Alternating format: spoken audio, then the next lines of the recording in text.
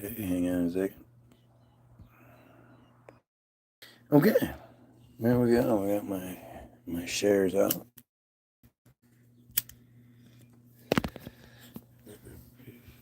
What do you got? My shares? Yeah. Owner of Kyoto had their restaurants raided because they found him to be hiring and harboring illegal immigrants. Sure. So what he was doing was hiring, Asians and immigrants, and putting them in houses in Shelby Township, of all places, and telling them they could live there if they worked 12, 14-hour shifts without pay. I mean, he's doing them a favor. I mean, no, because he wasn't letting them go anywhere. It reminds me of that episode of Criminal Minds with the woman. Basically, yeah. Well, the reason that is because, it's so hard. If it wasn't such a hard thing to do, like, if everybody had what Israel has, then they wouldn't have to go through those great lengths. Kyoto. That's like a high-end Japanese. It's been around for... It's fucking crazy. But look, the guy who 3 days ago said that he wasn't going to be here anymore is here within a minute of me going live. Another lying-ass friar. All they do is lie. And if you watch Guy, you'll see why.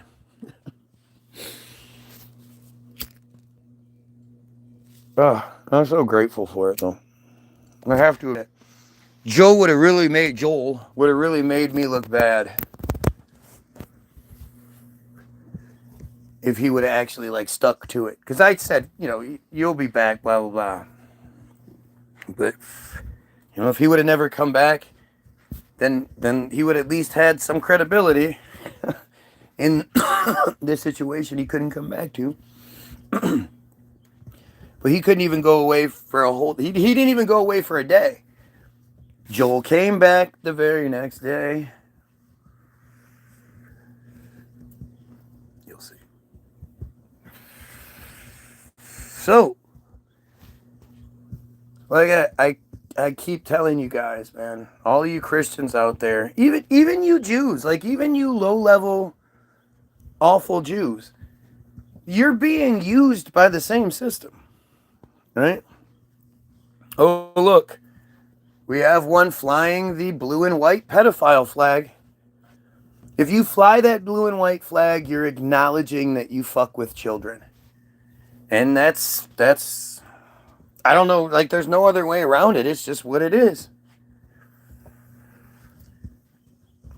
People will say, I agree with you on some of this stuff, but what you say, you can't generalize, yada, yada, yada. I'm not. I'm telling you the truth. I was talking to Charles about this today. I'm running on a treadmill. So we're supposed to believe that you're running on a treadmill, watching my feed and commenting? Sure you are, buddy. Hopefully you're not here for long at all. Hopefully you're not here on Earth for long at all, right? Another one acting like God. Who's acting like God? No, it means you're a pedophile. And by saying you love Israel, that's what you're saying. You love pedophilia, right? So I love this. You have somebody coming on here judging me, saying, have mercy, some really judgmental crybaby is here judging about me being judgmental. The irony gets lost on these morons so easily. It's just crazy. Condemning everyone, just pedophiles and friar supporters, yeah.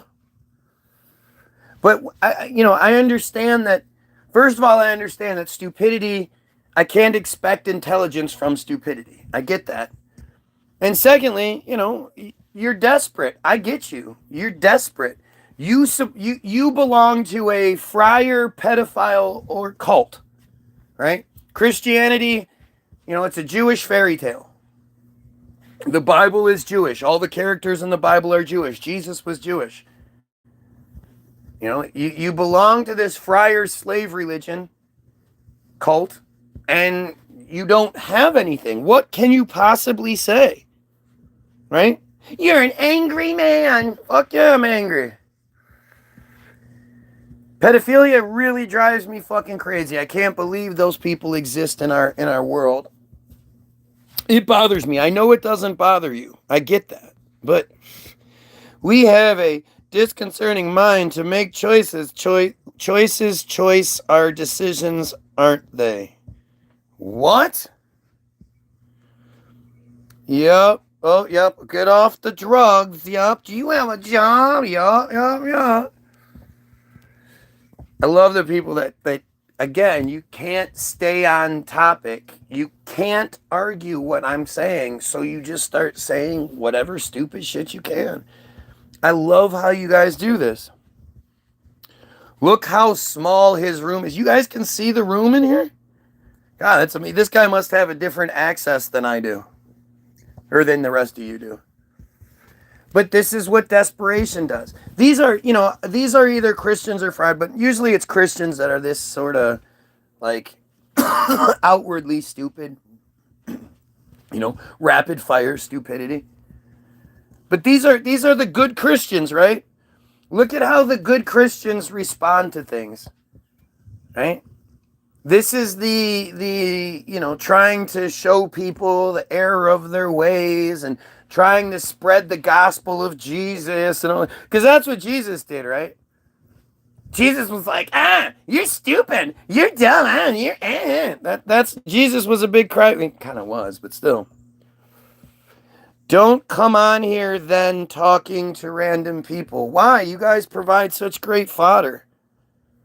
Like when I talk about how stupid religious people are, and you come on here and you're like, yeah, like me, look guys, I'm the stupid he's talking about. Dude, that's amazing. Why would I stop doing that? Stop exposing yourself and have some dignity. Get off this chat. Says again, the troll who's literally doing what they're crying about. You are a bad atheist. Yup. Because I think, we should stop all that pedophilia, right? Not spreading love, are you? Not speaking English, are you? Just hate. You're just spreading hate. How come, don't you think it's weird that all of these NPCs say the same dumb shit? Like these are and again, the irony of coming onto a feed of somebody talking and then crying about them talking about it and telling them to stop. Like, it's just amazing that and this is, it's more of the proof of just how stupid you have to be in order to be a Christian. Right? Why are you so intimidated by Christians? Am I intimidated? Is that why I go live and try to talk about it as much as I can? Is it because I'm so intimidated by it?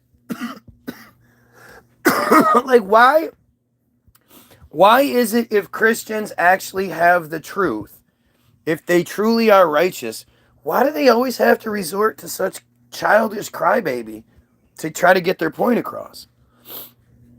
Oh, now it's the demon. Now what I'm saying is so great, so far beyond what they can do. They're saying, well, geez, you're a lot smarter than I could ever be. Oh, you must have a demon in there. That must be the devil. You must be something supernatural that's making you say these things. Because I'm too stupid to answer them. Right? I'm not showing my face for attention. You're not showing your face because you're a coward. Right? You have a fake profile because you're a piece of shit coward. Joined 13 years ago, has 9 subscribers. You're a cowardly piece of shit. You're a pedophile. What are you going to do? Blessings on to you. Shut your dumb ass mouth. You guys are so stupid. I'm not showing myself. Right, because you're hiding. You're a coward. You know how ugly you are, and you know how stupid you are. So you know you can't do what I do. I get you. He is intimidated, unnerves him. That's again, I just love it. So if these guys were actually like, if they were proud of themselves, if they actually thought that they had the truth, if they actually believed in the narrative, right, they wouldn't resort to this. They wouldn't resort to such desperation. They would just, it would be like any other conversation. If you were like, the Lakers are the best basketball team ever, and somebody else was like, no, it's the Celtics, and you would have a conversation. The person that thinks it's the Lakers would be laying out Laker facts and talking about Kobe and Shaq and blah blah blah, and and then the Celtics person would bring up Larry Bird and Bill Russell, and, you would, in the dynasty, and who has more chance, like you would just engage, you would be able to talk about what what your side of the argument is, and you'd be proud of yourself. You wouldn't be so desperate to say, oh, you're intimidated by. If I was intimidated, wouldn't I be using the fake profile, hiding my identity? Isn't that what you do when you're intimidated? Aren't you like? Do you guys know what intimidated means? Did you hear somebody use that word one time and you were like, oh, I like that word? That hurt my feelings when they said it to me, so I'm going to say it to somebody else. But you don't know what it means? Too unaware. Right, that's the funny thing. Christians always act like people that don't believe in their thing don't believe in it because they don't know something. And you go, okay, so what was it that you learned? What do you know that justifies your blind faith, your belief? Like, what did I miss? And you would think that would be just another, like, easy sort of, why do you think the Lakers are the best team kind of thing? And they'd say, oh, well, it's this. You missed this. And obviously, if you saw this, like, whatever. But they just don't. It's just the weirdest, most obvious, guilty sort of crybaby. They know they're wrong, and they know there's nothing they can do about it. But, they're selfish. They're selfish as can be, and they believe that if there's that chance that they can go to heaven, or they might not go to heaven, if they were to speak out against all the pedophilia in the church, it's the highest ranking church members that are doing it, so they're the ones that are closest to God. And if I speak out, if I rock the boat, then I might not go to heaven. And so they stay quiet.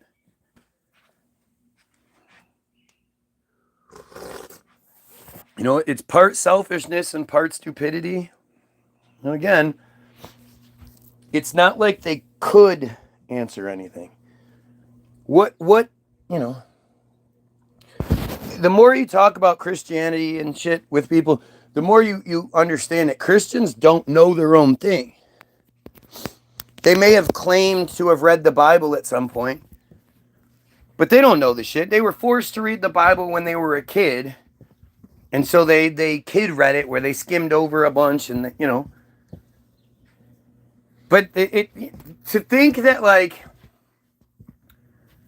with as poorly written and confusing as the Bible is, to tell a kid to go read this, like, what kind of, adults have a hard time understanding it to the point where they need to go to a person to tell them what it says, Well, I love when Christians say shit like it's, well, that part's interpretation. Like, how do you know which parts are meant to be interpreted and which parts are meant to be taken literally?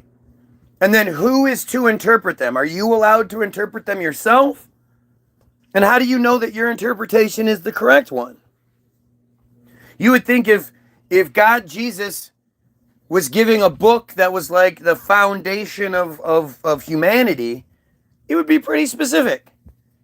You know, and it would start by saying, first and foremost, no touching kids, you motherfuckers. What's wrong with you? I can't believe we even have to say this. But you would think Jesus would be like, oh, by the way, you're on a ball that's spinning around in space, flying around a giant sun, and there's millions of other, like, you would think it would be not what it is. But, yeah, you won't shut up about it. Yes, clearly you are if that's all you think about.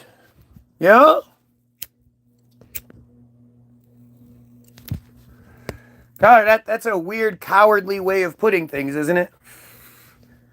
The person who is completely obsessed with protecting children must be somebody that's hurting them. It's got to be it. Oh, look at the person that just put this dumbass. Oh, I thought it was the same dumbass. Sorry, my bad. You're an evil bastard. You just want to bring down the Christian faith. You're absolutely right. I want to bring down the Christian slave cult. You are correct. Very intelligent people truly understand Jesus is our Savior. I hope you come to the light and realize you're wrong. We are. Like, you're so intelligent, you can't even use correct punctuation or get your statement correct. That's how smart you are. Right? Truly intelligent people understand Jesus is our Savior. What did I need saving from? You know, I'm not a friar, right? I'm not a dumb chosen J. I don't need that J guilt in order to believe things. I don't need that friar guilt, that chosen guilt. It starts off with some guilt. Not like good shit. Not like, oh man, you know, gave us language, gave us math, you know, taught us how to farm. Or nope, he died for your sins now. Don't forget that. He died for your sins because you were sinful. You're just a sinner. Like, you're just fucking stupid. It's crazy. This dude can't let go of Christianity. What?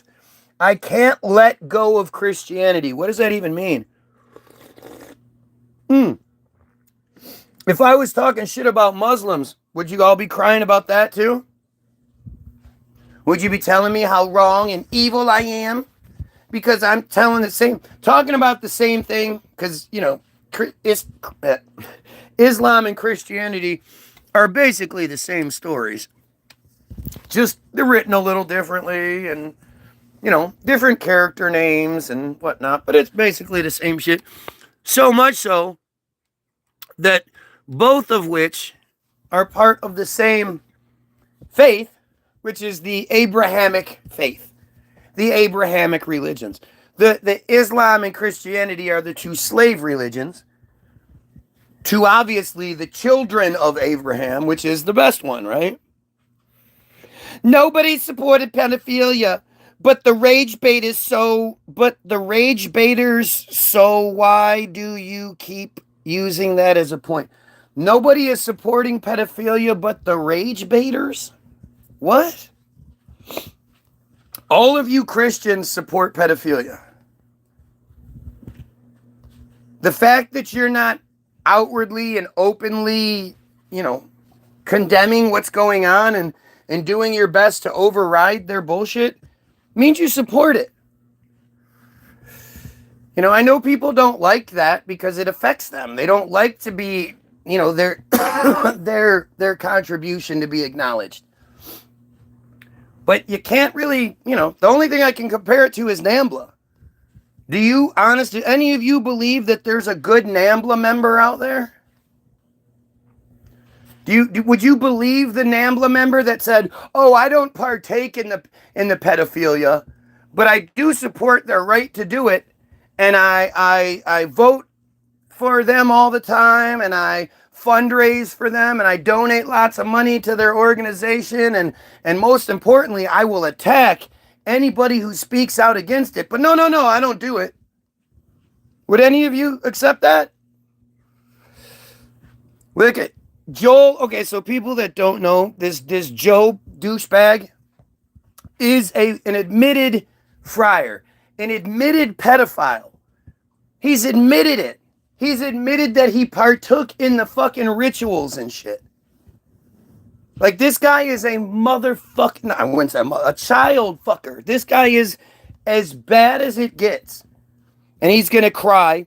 You're the biggest NPC I've ever seen. Yep. The NPC is the guy that you guys are gravitating towards, and the guy that thinks for himself. Yep. All of you that follow a script you don't even understand or know. Yeah, you're not the NPCs. It's me. You have only so much dialogue that you could cycle through LOL on this app every day, achieving absolutely nothing. LOL. Says the guy who watches me do it every day for 3, 4. If I went live for 8 hours, he would watch me for 8 hours. Yup. Sure seems to be bothering people what I do, though, doesn't it? Dude only thinks about Christianity 24/7. Wow. I guess you're on the wrong feed, aren't you? I only think about Christianity 24/7. Like, I love that this shit. I love that they do this. I love that they are stupid enough to do this. And you can tell these are just the act.il bots. The act.il fucking soldiers pretending to be Christians because they're still using the same shit, same dumb nonsense.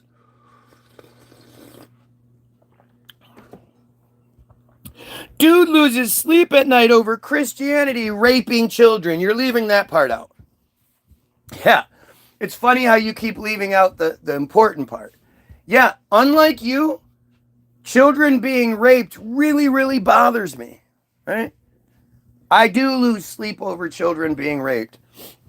I do lose sleep over the genocides that are happening and shit like that. Yeah, it all really bothers me. I'm not some dumb little white guy who's like, oh, well, as long as it all works out for me and my micro penis, then I'm okay with it. Just don't talk about it. Funny, though, I think about these organizations, these world-controlling organizations 24/7. You think about me 24/7. You lose sleep over me 24/7. Isn't that interesting?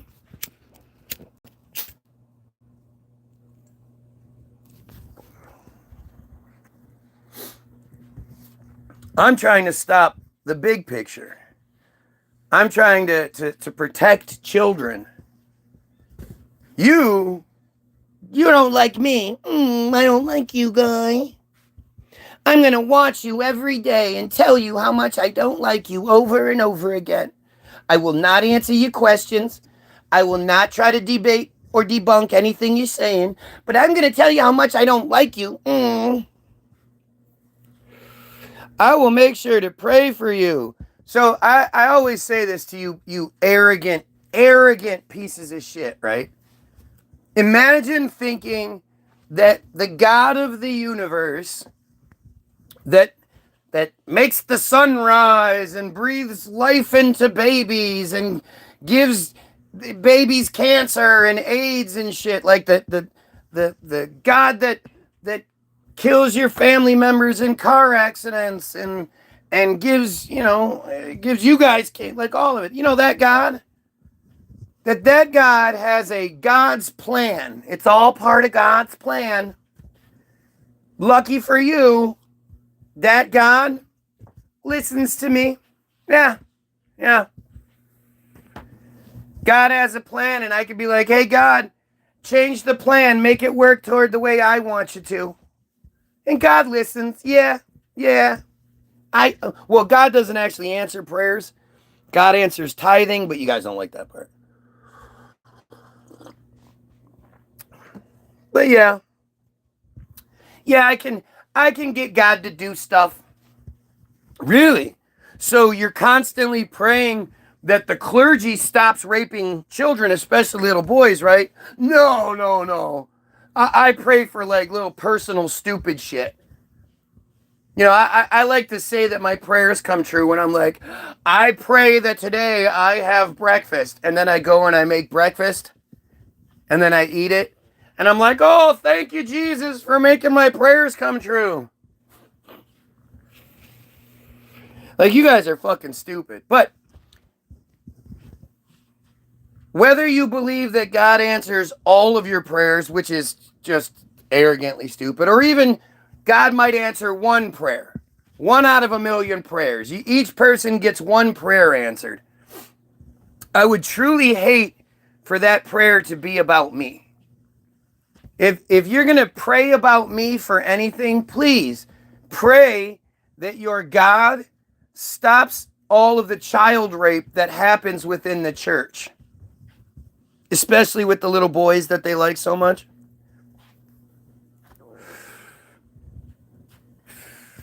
Right? Please, God, please stop the fucking clergy from raping children. Is that really too much to ask? All you people that believe that God, you know, talks to you or appears to you or whatever, why don't you ask God to show up to Trump in Trump's house, Trump's room, and tell him to stop being such a douchebag. Stop the genocide. Stop siding with the people that killed Jesus. Remember that whole bad guys in the Bible, they killed Jesus, God's only son kind of thing?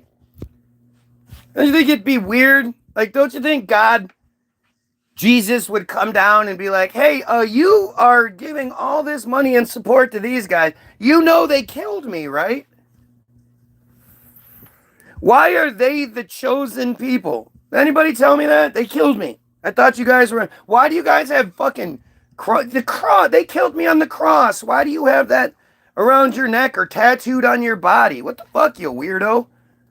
All you people that literally have, like, the crucifixion tattooed on your body or like, the morbidity of that shit.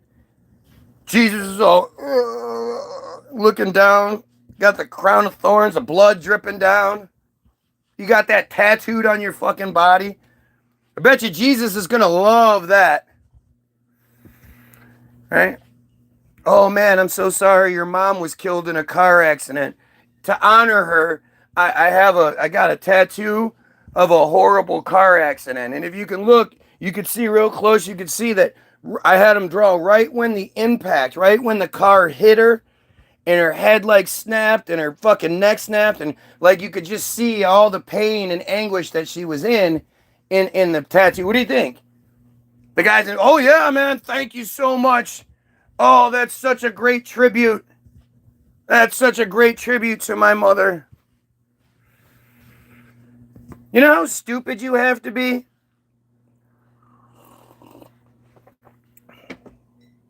Again, we have another pedophilia story, of course, that you guys don't want to acknowledge.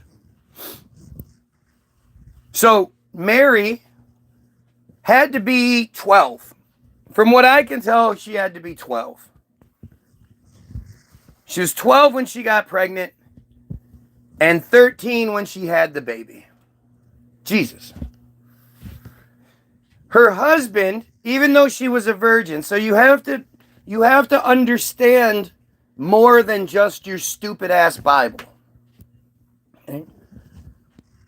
According to the chosen way of life, especially the Hasidiotics and the people from back then, Mary, just like all the other characters in the Bible, main characters, was Jewish. And so according to their customs, their cult, at 12 years old, the girl is betrothed to the man. Usually that man is at least 10 years older. Joseph was at least 10 years older than Mary. At least. It was probably significantly more, actually. And you ask yourself, one of those contradictions that normally doesn't make any sense. If Mary was married to Joseph, then how was she still a virgin? Right? That's one of those long-standing contradictions that nobody ever seems to answer, right? Well, it's your lucky day. I'm going to answer it for you. It's because Mary wasn't married to Joseph. She was betrothed to Joseph. And the way it works is while they're 12, they are betrothed to their husband. And sort of the courting process takes place. Because again, this isn't somebody that they love. This is somebody that they've been sold to. Right? The dowry has been paid. And the man has chosen his bride. And so from 12 to 13, she's sort of prepared for it. At 13 is when she becomes an adult. They have their mitzvah party. She becomes an adult. That's why at 13, why do they become adults at 13? That doesn't make any sense. You're right, it doesn't by our standards. But when you look at it from these standards, it fits. At 13, she becomes an adult, the marriage happens, and then she starts popping out babies. Just like Rabbi Shmuley. Ask him. I'd love to have a talk with Rabbi Shmuley about his parents. It's actually pretty well known. His mom had him at 24. He was the youngest of 5 kids. 4 or 5 kids. I think it's 5. 24 and yeah, I think that's what it is. And they had him, he was the accident baby. They had him after they had, quote, taken a break from having children. So, if she had him at 24, pregnant at 23, and by taking a break, it has to be at least 2 years, but more likely 3 years to be considered a break. Because the reality is, even if you wanted to have kids, like, as quickly as possible, gestation is actually 10 months. It's not 9 months, it's 10 months. And, there's that little window, like, where you shouldn't have sex and all that stuff. She's going to be sore and in pain. Like, and if you give a shit about your woman, you're not trying to have sex with her the day she gives birth.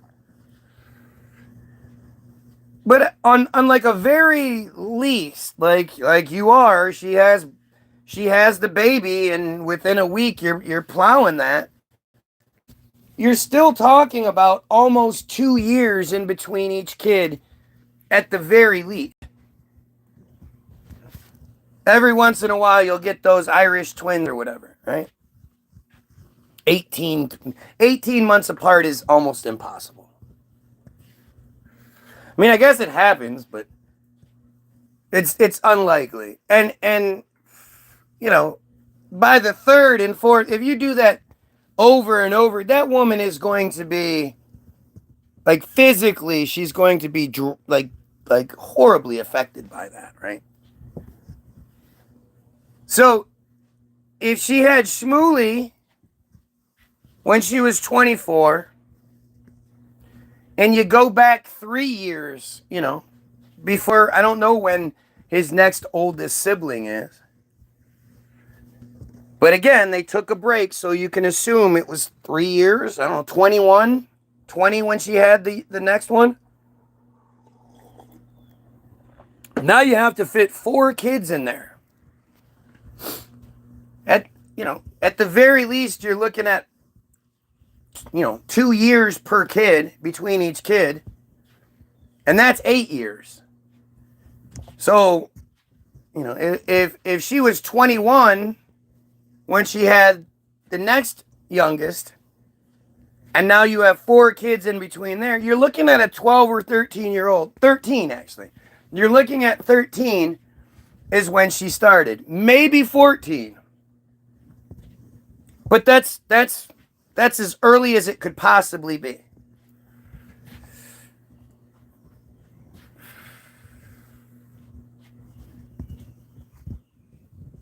And again, his dad was at least 10 years older than she was, which is very common practice.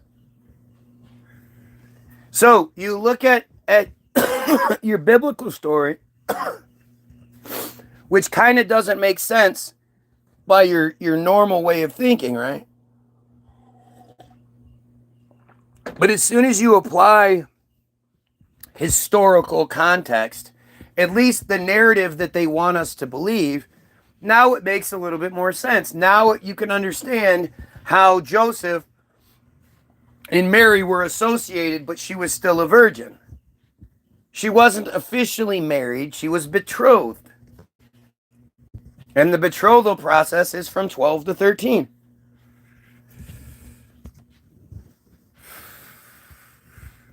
It's fucking disgusting. Islam is the same thing, right? In Islam, you have Muhammad, who was in his 50s, and his favorite wife, quote, favorite wife, her name was Alisha, Alisha, I think. I might be getting the name wrong, but I think that's what it was. And she was 6 years old when they first started grooming her to be his wife. And she was 9 years old when they consummated the marriage. She was his favorite wife. He was in his 50s. When the foundational characters of your narrative are you know, they're birthed out of pedophilia and shit. Like, what do you think that tells the worshipers? Do you think that encourages them to not fuck kids? If Muhammad did it, why can't you do it?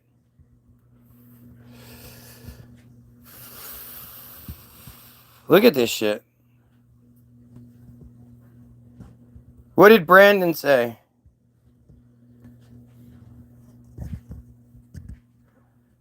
Islam is the same thing. Yep, it is. Same fucking story. I couldn't deal with my childhood because I had kids already, and so I couldn't see them.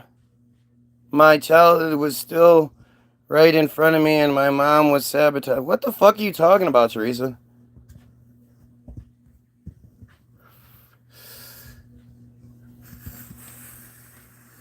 Oh, you're muting me now so you could just look at me? You just like looking at me so much?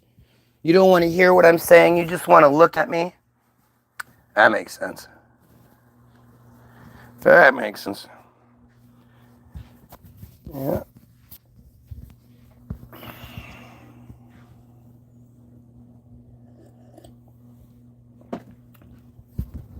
So you have both Islam and Christianity based in pedophilia, which also shows you the friar side of things too, the chosen side of things. Because again, the 12-year-old thing is their thing. The 12-year-old betrothal, that's their customs. But their shit's even worse because they believe that as long as if the child is 3 years and 1 day old, then if the child is younger than 3 years and 1 day old, then if you assault them, that is not an assault. It's basically like it didn't happen, and it's you have one, and you know, it grows back. The H word thing grows back. I don't want to say it. But what? 3 years and a day old. Yeah. If it's younger than 3 years and 1 day old, then it's considered, the quote is, it's like a poke in the eye. That's what they say. Assaulting a child, a girl that is less than 3 years and 1 day, is the equivalent of a poke in the eye. It's what they say. It's what they believe. If the child is over 3 years and 1 day, then because of the whole betrothal and all that stuff, the dowry, between 3 years and 1 day and 12 years old in 1 day, if the child is assaulted, then the violator is required to pay the full dowry to the family, which is 50 shekels or 100 dinars, depending on what your currency is. And once they pay that, the victim now belongs to their violator in a sort of somewhere in between a slave and a wife. If the child is in that 12-year window, older, but they're betrothed, the fine is doubled. It is now 100 shekels or 200 dinars. Because, that whole marriage is wiped out. The guy's not going to want to marry a girl who's not a virgin. And so now, the victim still belongs to their violator and all that. It just changes things up a little bit. And it's funny because I'm talking about this, and what do the pedos do? The pedos start flying the blue and white flag. The blue and white pedo flag. All right? 33, huh? What an interesting quinkydink. Exactly. If your mother beats you and then says it didn't happen, it's a denial of that person's reality. And just because they're a child doesn't mean they're not a person that deserves truth. It's true. My people care, Brandon. I don't know if you're in the band, but I know, but even, what are you talking about? We Blackfeet know there's a creator, but gods are man-made. Much love to you all. How much of the Native American narrative is even true? Like, you understand that the history that we're given regarding the Native Americans makes them sound like they're some of the dumbest people to ever exist on this planet. They say that when white man first invaded, there were as many as 100 million natives throughout the Americas. And somehow, with the grace of God and Jesus, this small band of white people, the pilgrims, and the thing is, the pilgrims, like, that whole narrative is just dumb and fake. Do you guys understand that the Pilgrims supposedly crashed on Plymouth Rock in late November, but they stayed on board the ship for like 3 weeks for some fucked up reason, and didn't actually make landfall until like December 21st or something like that? And sure, if you want to take that on the surface level, that's fine. All right. And when they got out, luckily for them, there was an area that had been clear cut, and there was like an abandoned settlement or some shit was there. Like, wait, who, what? Not really sure, but it's like how Cain and Abel took wives from the people of Nod, and you're like, well, wait, they weren't mentioned. The people of Nod, who the fuck are they? But basically, the white people wouldn't have been here if not for Squanto. Squanto happened to be walking up the coastline and saw this settlement of white people struggling. And he was like, let's see, I was kidnapped as a baby, taken over to Europe, learned how to be a white person, escaped, came back to the made it back to the Americas, learned how to be a native, got captured again, went over to be a white person, go be a slave in Europe for a little while, escaped, made it back to the Americas, and now I've come across this band of white people that are gonna die if I don't step in. You know what? I'm gonna step in. It's because of Squanto that the Native Americans were wiped out, basically, is what the narrative. But you don't hear that part of the narrative, right? What you hear about is how consistently white people would make promises and then renege. And because the natives were such savages, they didn't recognize the external threat and unify when they still had the 90% population majority, and wipe out those fucking racist white people who are horrible. And people say, well, the white people had guns. They had fucking guns that took a half hour to shoot. What are you talking about? Against some swift, fleet-footed Native Americans with their Hawkeye shit? Come on.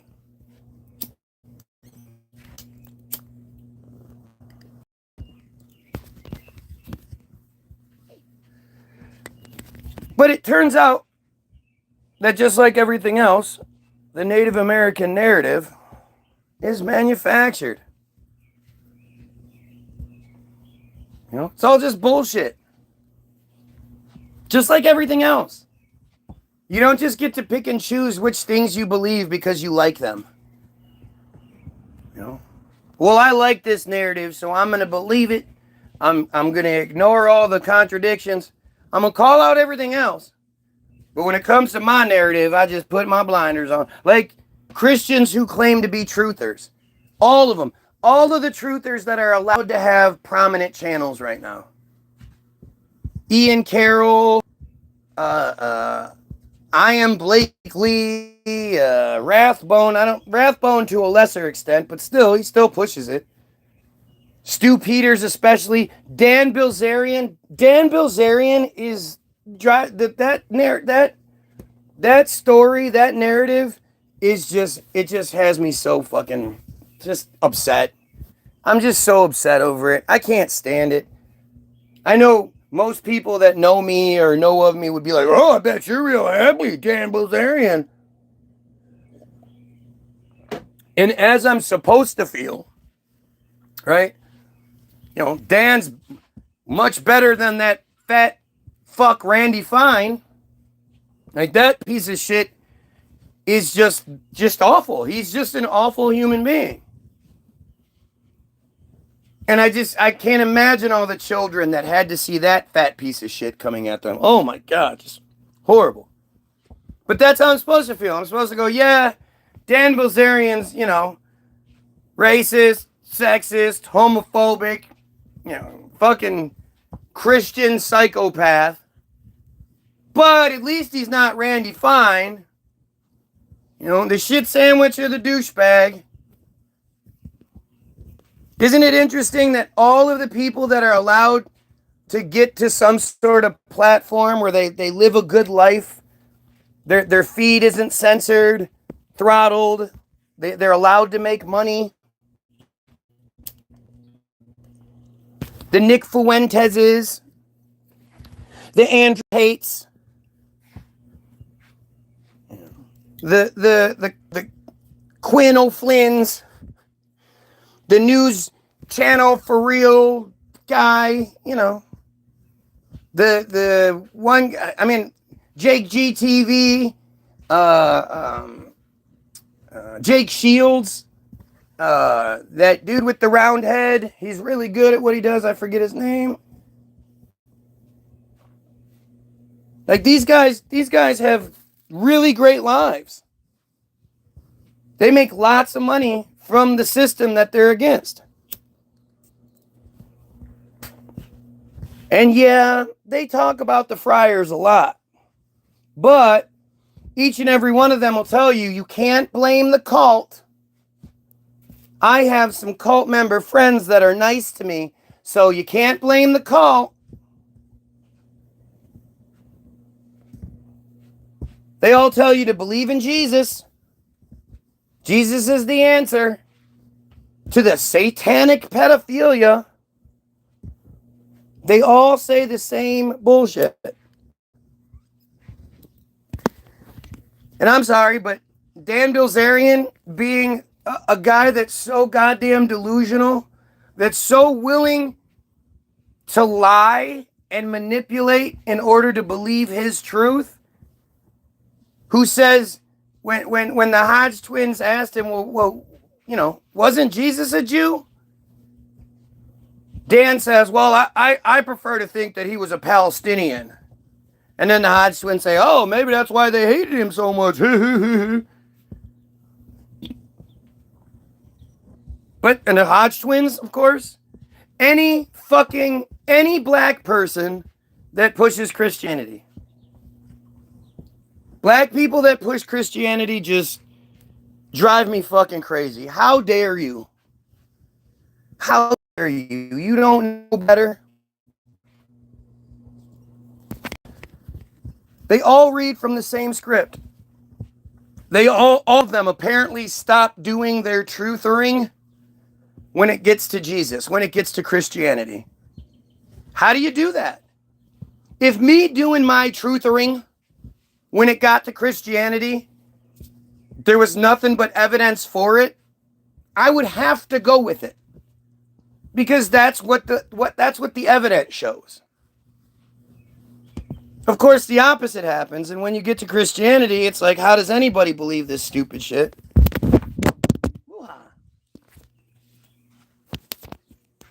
Oh, God knocked the phone out of your hands. Right. I didn't step on the cord.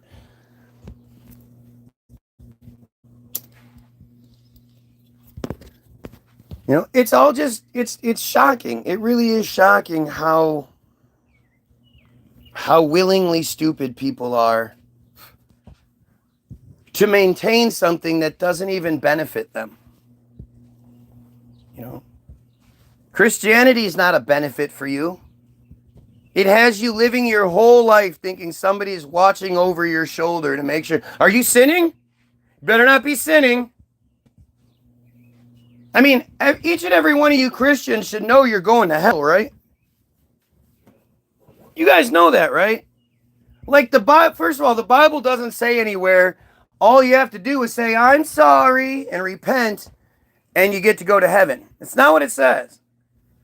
It says if you have Jesus in your heart, you'll live forever. Well, you could be living forever in hell, right? You know how you know it doesn't say that? Because for many, many years in old-timey Europe, the church used to sell what they would call indulgences. And if you knew you were going to have a really sinful weekend of child rape or whatever, or you had done it already, you could go give the church money and they would sell you an indulgence that would absolve you of your sin. And if all you had to do was say, I'm sorry, then nobody would have ever paid for an indulgence, would they? Tell you the truth, I didn't even realize it to yesterday that was a burn. I'm like, there's so many burns everywhere I turn, you know. I didn't even know. I didn't even cast one. That's how dumb I am. I don't know what the fuck you're talking about.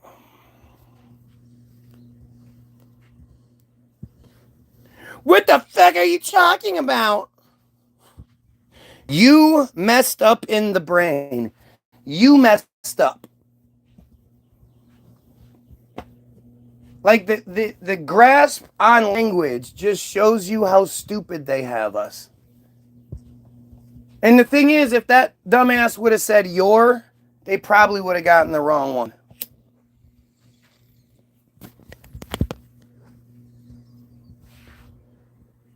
What am I talking about? Well, why don't you shut the fuck up Listen for 5 minutes, and I bet you can figure it out.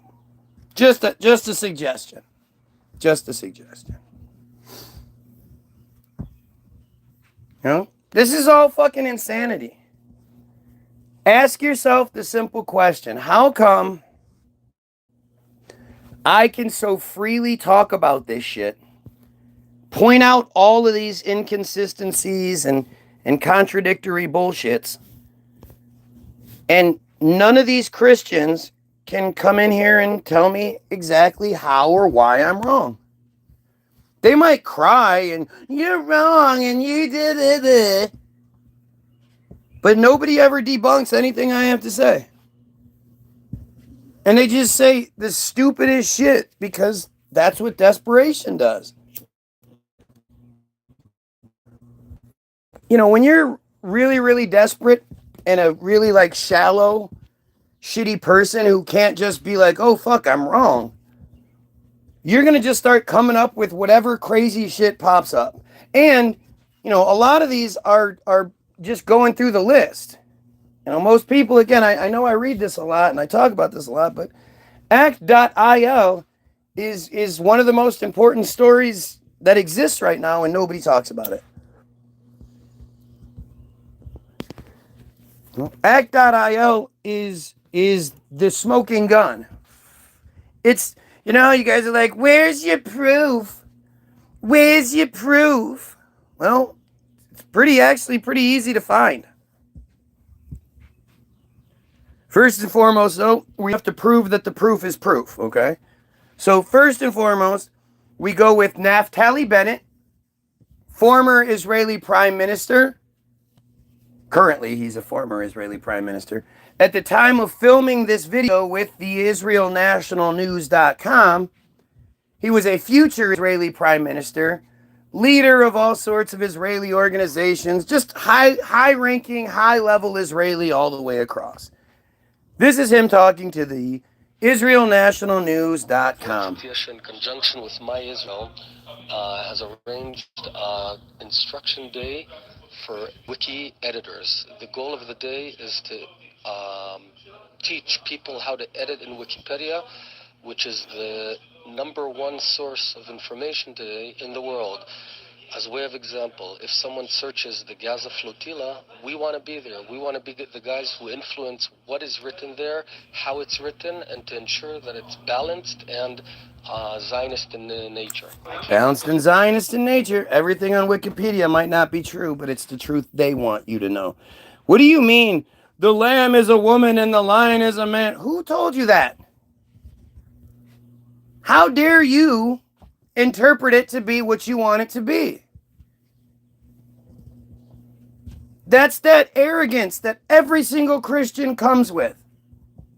What about 1 Timothy 2:12? Teresa, do you like 1 Timothy 2:12?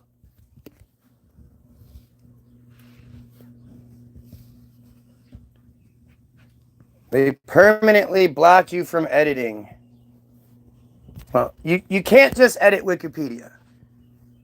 Some sources give you the suggestion that you can edit it, but you can suggest an edit, which gets sent to the Wikipedia editors, and they decide whether your shit is balanced and Zionist in nature. If it fits the narrative, then they allow the edit. If it doesn't, they don't. Pretty simple. Anybody could just edit Wikipedia all willy-nilly. All you'd have to do is go there, click edit, click select all, click delete, click save, and then move to the next page. You could fuck Wikipedia all up. But you don't. Because you can't. What about Matthew 24:34? How come Christians always want to skip over Matthew 24:34? Where Jesus has just given the whole Armageddon Revelations narrative, and his disciples and his peoples, his followers are like, oh, Jesus, that's really scary. When is this all going to happen? And Jesus is like, oh, verily, verily, verily, verily, verily, verily, verily, I say unto you, verily, no one of this generation shall die before all of these things come to pass. Meaning, Because none of you are dumb enough to believe that anyone from that generation is still alive, right? Not even the person telling the story in the Bible. Obviously, the Bible, I always compare it to the Princess Bride, and that you are like the fourth wall watching a grandfather or whatever tell some grandchildren or somebody else the story. And that's what the Bible is. There's plenty of times where they say us and we, the narrator says us and we. No. They mention the Gentiles a few times, but the Gentiles are all mentioned as separate people. It's not us Gentiles, it's those Gentiles. Right? But again, this requires you knowing stuff about the Bible that you claim you read. Most of you Christians don't even know what the very first thing God does after turning on the light.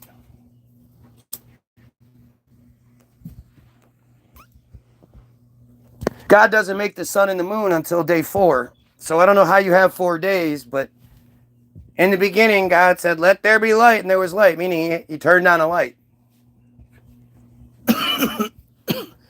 First thing God did, you know? Wikipedia is open to be edited by anyone. No, it's not.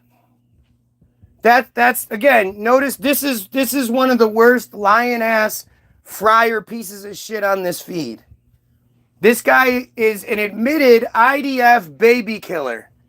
This guy is a pedophile who has partaken in soul correction rituals, on both sides. He's been the kid and he's been the fucking adult. This guy is the worst of the worst, who, by acknowledging that he's IDF, is telling you that nothing he says can be trusted. And of course, he's going to deny it. Anybody can just edit Wikipedia. No, you can't. Again, if anybody could edit Wikipedia, they could fuck it up. Did you not just see the extremely high-ranking Israeli tell you that they were there to teach the editors how to do their job? To make sure that everything is balanced and Zionist in nature? Why would Wikipedia, the number one source of information in the world at the time, need Israel to come teach them how to edit, how to do their fucking job? They weren't teaching anything, they were telling. But this is, again, this IDF baby-killing fucking pedophile piece of shit thinks that all the women that talk about the ritual sexual assault that takes place throughout Israel, top to bottom, left to right, in every community, that they're all lying. They're all just lying. And then all the doctors and all the psychiatrists, they're all lying. And then Israel Hayom, Sheldon Adelson's baby, the number one free daily newspaper distributed in Israel, they're lying. Everybody's lying. Not this guy, though. Not the IDF baby-killing piece of shit.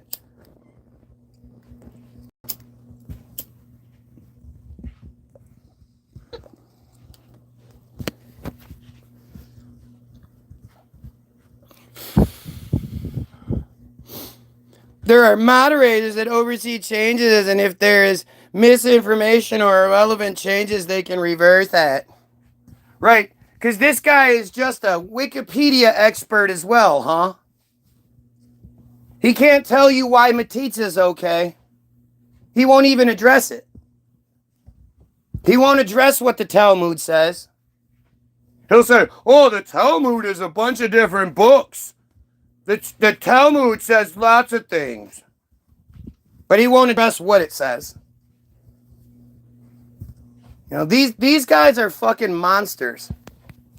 They're disgusting monsters. They need to be exposed for who they are, but of course they hide their identities. And again, it comes down to the same shit. Like, I'm going to say the same things over and over again until you guys understand what the fuck we're up against.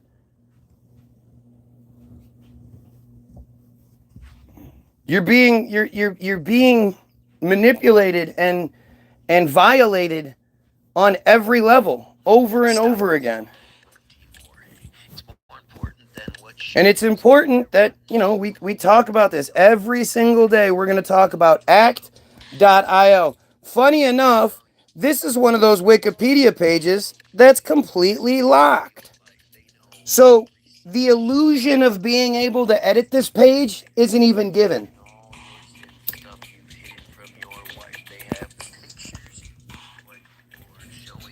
So immediately, these fucking morons, these friar morons, their immediate argument is to say, oh, well, anybody can edit it.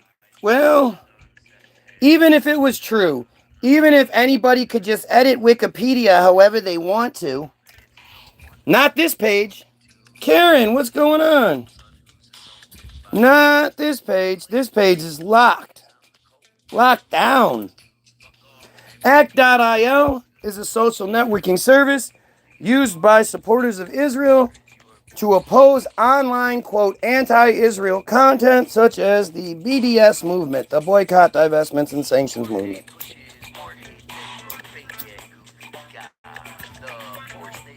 This article was written originally in like 2020 and has only been edited a few times since.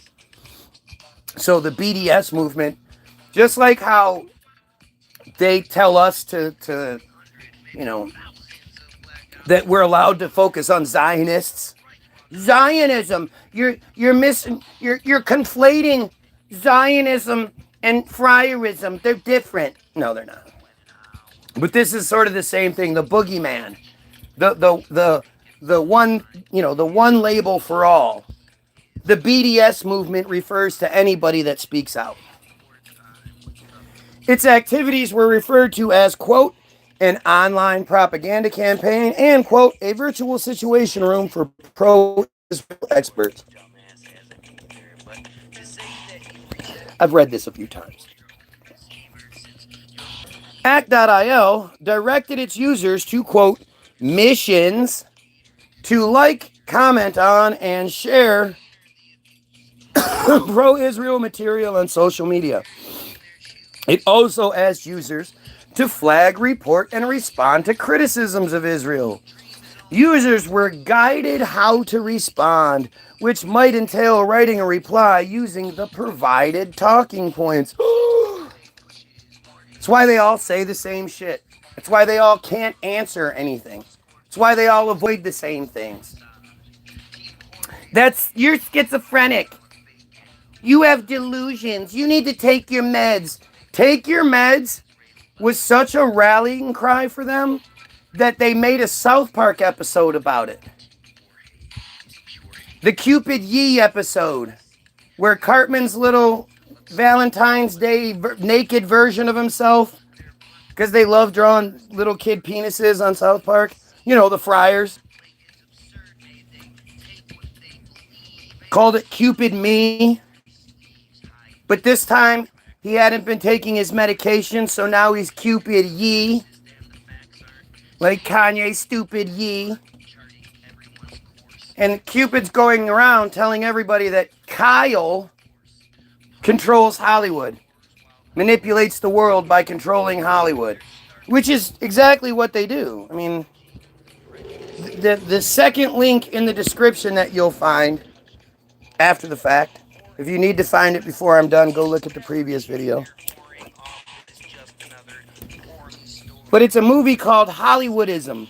It was distributed made and distributed in 1998. And it's one of these them top to bottom writers, directors, cameramen, grips. Everybody involved is friar. And it talks about not how they created Hollywood, but that they did create Hollywood. How is the mystery. They created it and they ran it with an iron fist. And they still do to this day. And it's not even a theory. It's very well documented that it's all friar top to bottom in Hollywood. Has been the whole time. But if you say it, that's something wrong. And so Cupid Yee isn't taking his meds. I was at 15 a minute ago, like 10 seconds ago. 15 viewers, 15 watch, or 15 likes, 15 viewers. Now I'm at 5 viewers and 15 likes. That makes so much sense.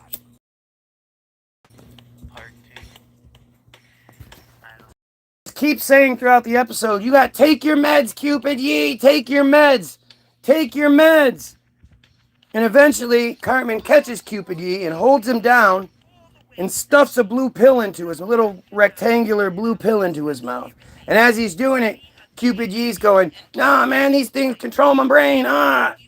And as soon as he swallows the pill, the Kanye costume falls off. And he turns back into Cupid me. And tee-hee, and he's out spreading love and happiness. Tee-hee.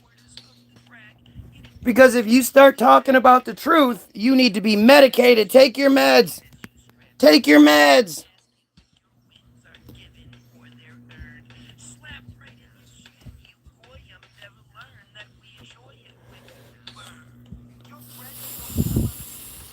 There's no connection between Hollywood and Judaism. He's just pleading unfounded theories that contradict fact and logic. Oh, yeah. Because again, saying that they control Hollywood is somehow a slur. It's not like an amazing accomplishment that they should be proud of. Nah.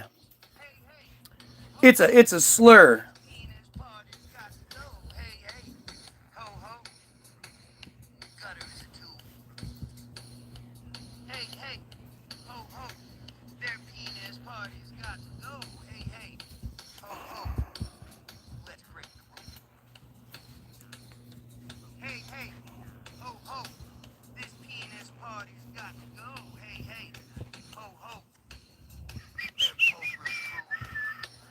Just looking for something. All right, well, it's not. Right, so let's do this. Because, again, it's just like everything else that I'm just making up. Because I love making shit up. So, Hollywoodism. It's right here. It's right here. It's on YouTube. Hollywoodism.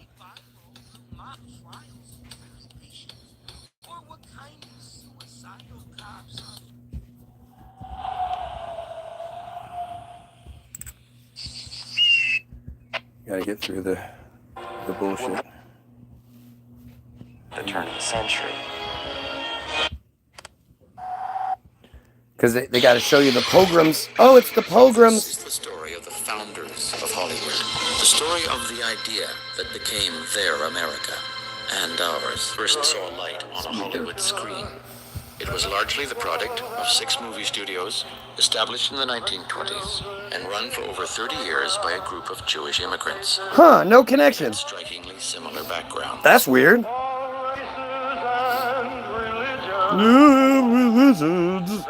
America to me. Love the top hats. All of these men who founded Hollywood were born within a 500-mile radius of one another. 500 miles. And all of them wound All up of them. roughly within 15 miles of one another in Los Angeles. One could say that the American dream was really born in Eastern Europe. American dream is the friar dream. Oh, that's weird. There's no connection between Hollywood and Judaism. There's no connection. See, that's how you know how stupid they are. Like, I've given them this answer so many times. What they should say is, yeah, you know what? The Jews worked very hard to create a system and a place where people from all races and creeds and colors and backgrounds could come together and create art and share that art with the world. And yeah, you know what? We happen to be at the forefront of this from the beginning, and we worked very hard to create this narrative for everyone. And isn't it better because of things? Because of that? Like, that would be the simplest, easiest thing to say, right? Instead, you have these dumbasses going, nuh-uh, there is no connection between Hollywood and Judaism.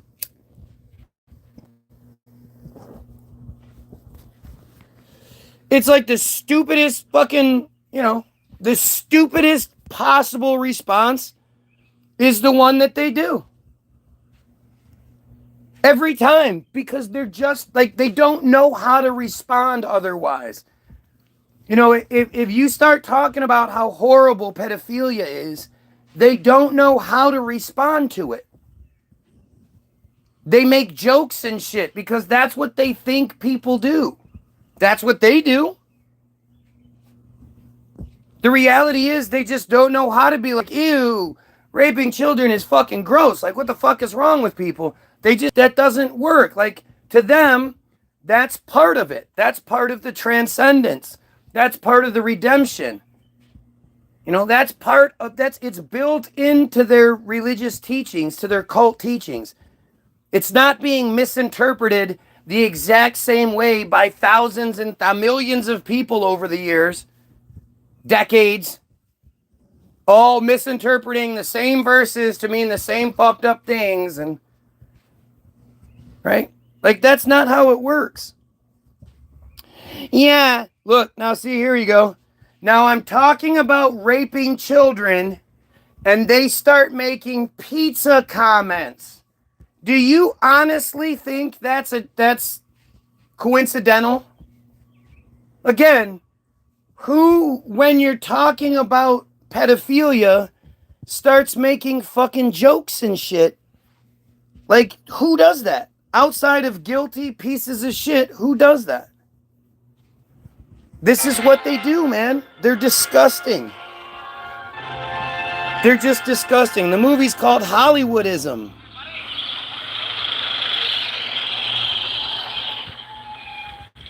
Well, here we are. This is the Warner Studio.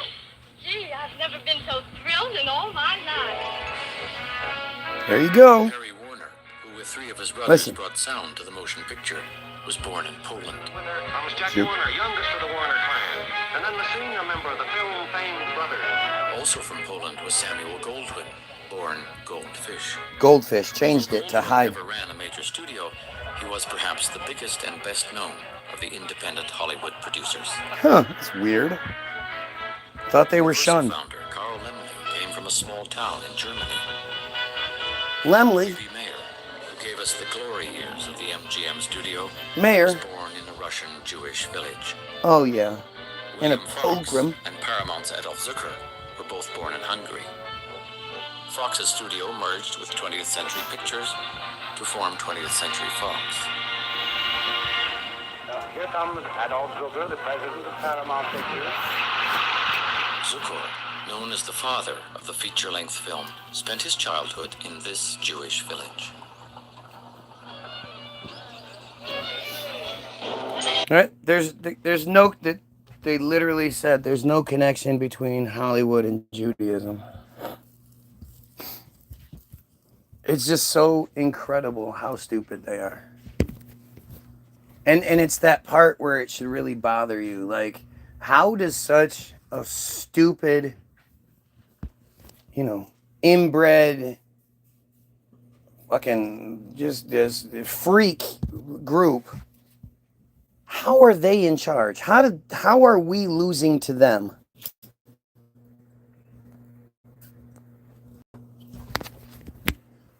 Right? It's just fucking stupid.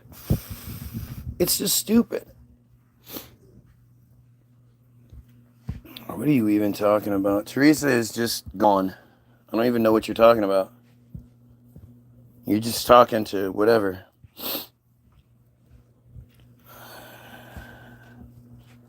Yeah, it's just dumb. Just dumb.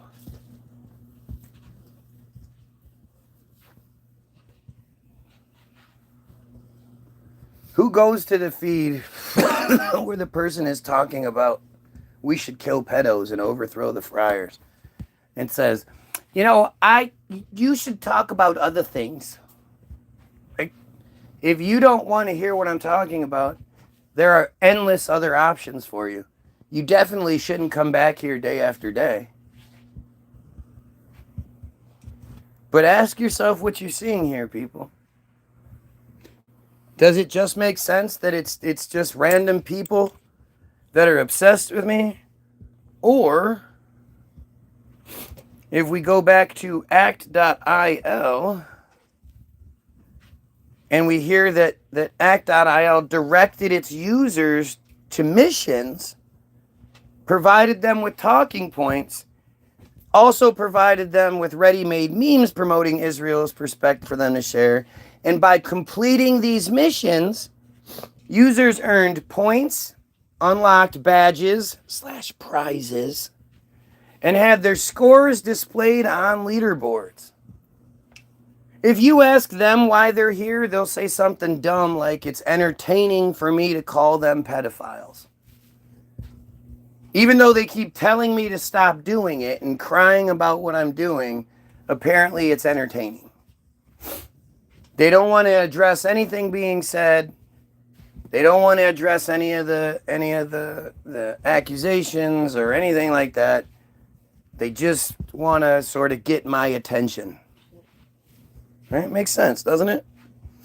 According to Plus 972, act.il was the centerpiece of a digital campaign called For IL, or For Israel, announced in 2017 by Gilad Erdan, then the Minister of Strategic Affairs, for the promotion of Israel and the delegitimization of boycott, divestments, and sanctions, or BDS. Again, let's pay attention to the words here. The act.il app would assign users, quote, missions to challenge social media posts it considered to be critical of Israel or in favor of the BDS movement. Erdan called it an Iron Dome of Truth. Act.io was a joint project of the private Israeli university IDC Herzliya and the US-based Israeli-American Council. The Maccabee Task Force, one of Sheldon Adelson's foundations, again, Sheldon Adelson, same guy behind Israel Hayom. So the guy that's behind Israel Hayom's, Israel's #1 free daily propaganda newspaper piece. And the guy that, same guy, is funding the secret group that uses American friars, mainly high school students and college students, to sit in front of computers all day and do this and interfere and flag, report, all that shit. Sheldon Adelson is behind, or was behind, both of those things, along with being the reason why Trump is president, because the Adelsons gave him $100 million for his presidency. Why would you just give somebody $100 million? Don't you think if you're going to give somebody $100 million, you expect something out of it? They got a puppet bought and paid for. Right, but I mean, I'm saying outside of that. I'm saying outside of that, for the people that don't think it's a conspiracy, why would they just give him $100 million? Can you imagine having $100 million to just give away and apparently not receive anything in return for it? You're not going to get your money back, right? Isn't that crazy? Look, Joe's flying the fucking pedo flag again. The organization behind act.il is staffed by former intelligence officers and has a collegial relationship with the Israeli intelligence community. Gosh, doesn't that sort of seem like what these IDF piece of shit baby killing fucking pedophiles are here for? I mean, am I not word for word describing what's happening on my feed? Am I not making more sense of this than just some losers that are obsessed with me? Losers being obsessed with me is way worse than this.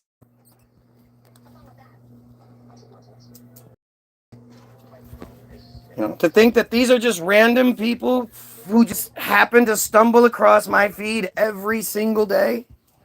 Same people within a couple of minutes of me being live, and then they stay here for hours crying about everything I'm saying, but not actually addressing any of it?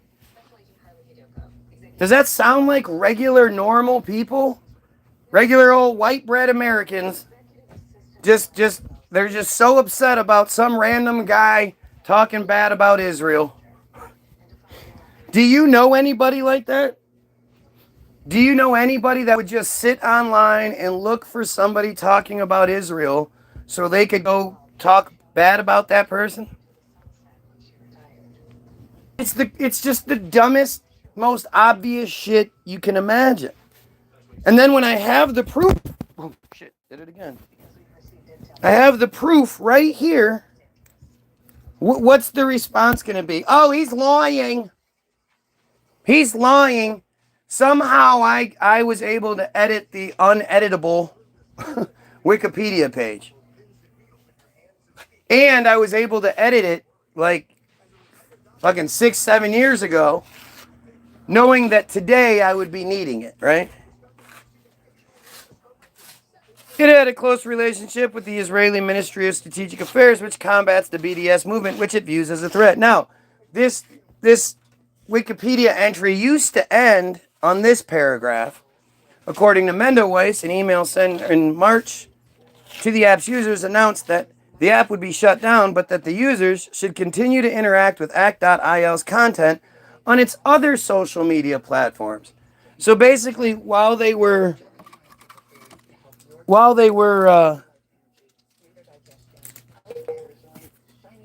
use this one. While they were orchestrating and then pulling off the false flag for October 7th, where no Israelis were killed or taken hostage. Probably the most obvious false flag up until the Trump shooting. And lately their false flags have just been terrible. The Temple Israel false flag was as obvious a false flag as you've ever seen. But while they were orchestrating the October 7th bullshit, they shut down the paper trail. All right. Vital for a nation, birthed out of denial of faith. Now it says that as of about 9 weeks ago, the new paragraph was added and said the application was relaunched in early 2026 under the new name Rise App, R-I-S-E, capital A-P-P, one word, with the former Act.il owners partnering with Reichman University. Why would they be partnering with a university? Just think about this shit. For the release and also transferring the former Act.il user base to the new service. The user base. The 40,000 plus user base. At any given time, they have 40,000 volunteers scouring the web for people like me.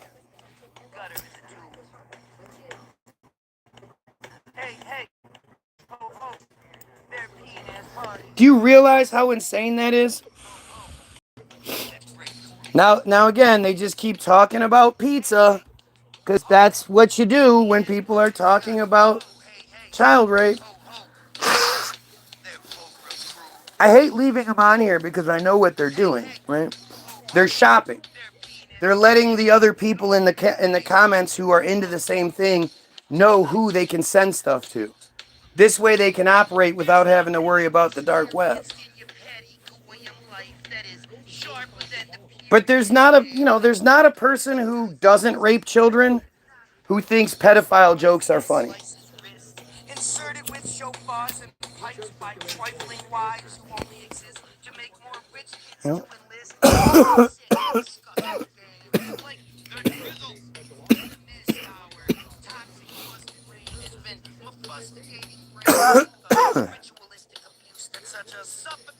Hey, let's change the subject. I want you to change the subject.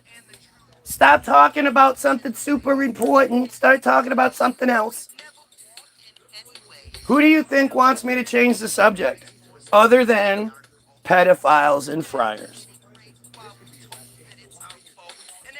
Who do you think is really proficient at fake profiles and operating behind the fucking wall? Who do you think knows how to do that better than most? Pedophiles.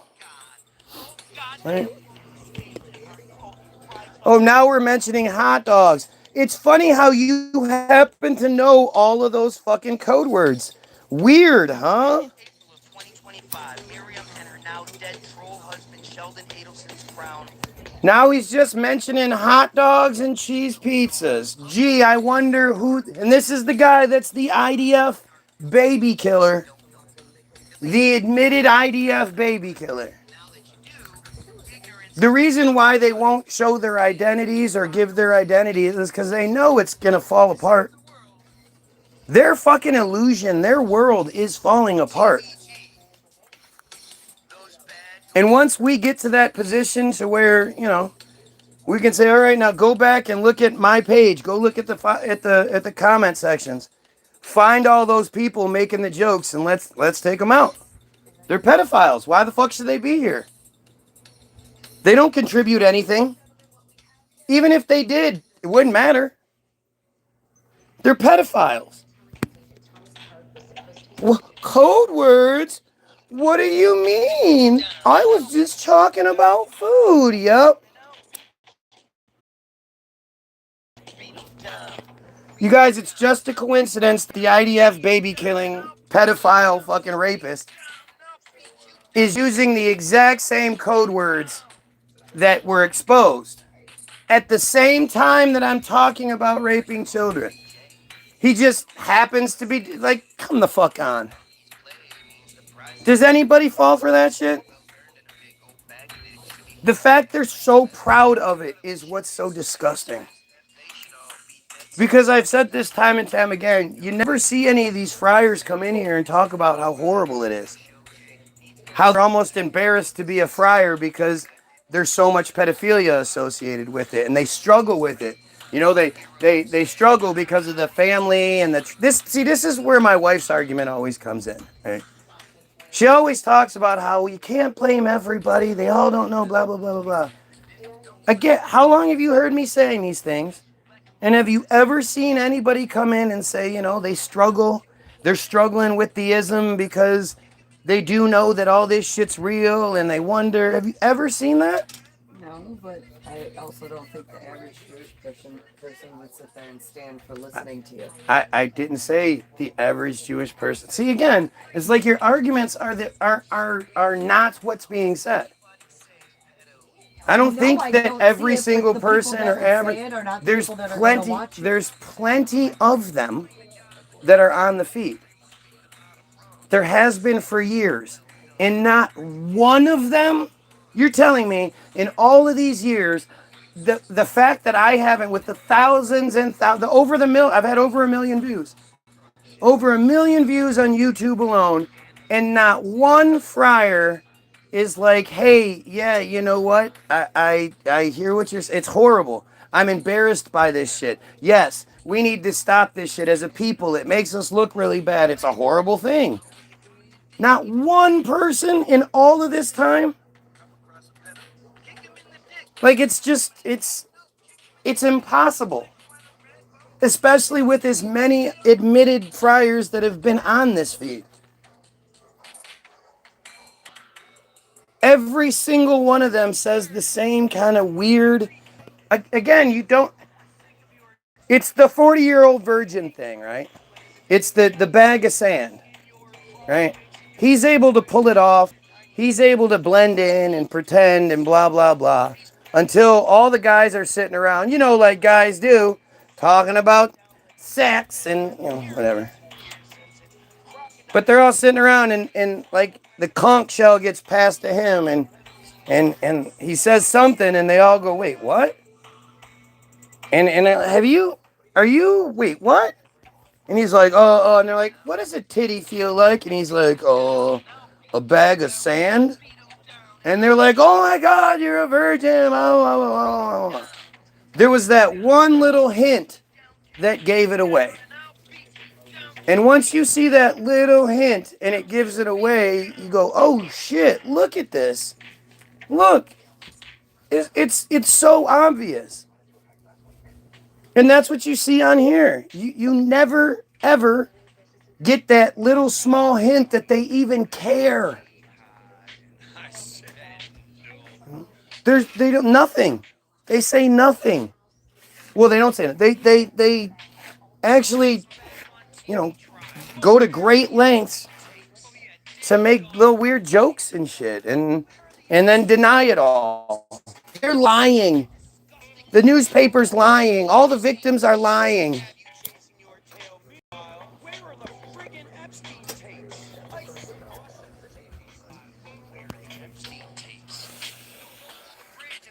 You're telling me that in all of this time, not just with me saying it, but just in the world in general, when was the last time you heard any group of them opposing metzitzia?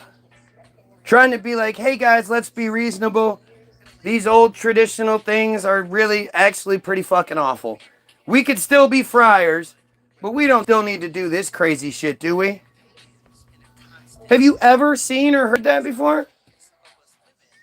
The only time metzitzia is ever in the news is when one of their disgusting moils gives a baby herpes and he dies from it. Then all of a sudden it's all in the news, and yeah, this. I mean, even if you ask Grok about it, Grok will be like, there's controversy because this is a method that's known to possibly spread herpes or other viral infections. Wait, what? No, the herpes is secondary. You can't hide behind. Go, well, this happens millions of times, thousands and thousands of times per year. Millions of times over the time that we've been talking about this, and there's only 11 recorded cases of herpes, and only 2 or 3 of them have died. That's not the issue. The issue is not the random herpes. The issue is the pedophile practice. This is how they operate. They're actually smart enough to realize, if something's bad, give them something worse to focus on to take the attention away from the thing that you don't want. So, even right now, the genocide that's going on is actually the distraction. Because they could still be like, well, look, there's still a lot of them that are opposed to the genocide. There's the anti-Zionists. There's friars out there that are anti-Zionist. Really? Hey, what's the common theme between the Zionists and the friars and all the different sects and all that shit? What is it? The metzitzia. The metzitzia happens way more than you think it does. I get my wife is somebody that's like, no, it doesn't happen nearly as much as you think it does. No. They don't have, so metzitzia is the suction. It's part of the mitzvah is called Brit Milah, and it has 4 parts. Metzitzia is the 3rd part. And it specifically says, if you don't do all 4 parts, you don't complete the mitzvah. These people are not going through with all the fucking, let's have the party where we all sit around and watch the suction and blah, blah, or watch the whole process. They're not doing everything but the thing that upsets the Goyim. That's the stupid arrogance that they've put on us. That we think that because we're like, hey, that's inappropriate, they're going to be like, oh, we're sorry. We'll stop doing it. They don't. The devil is real, but if you want to calculate this miracle of life versus if God is real, you can... What? Oh my God. These people are so stupid. It's terrifying to think about it, man.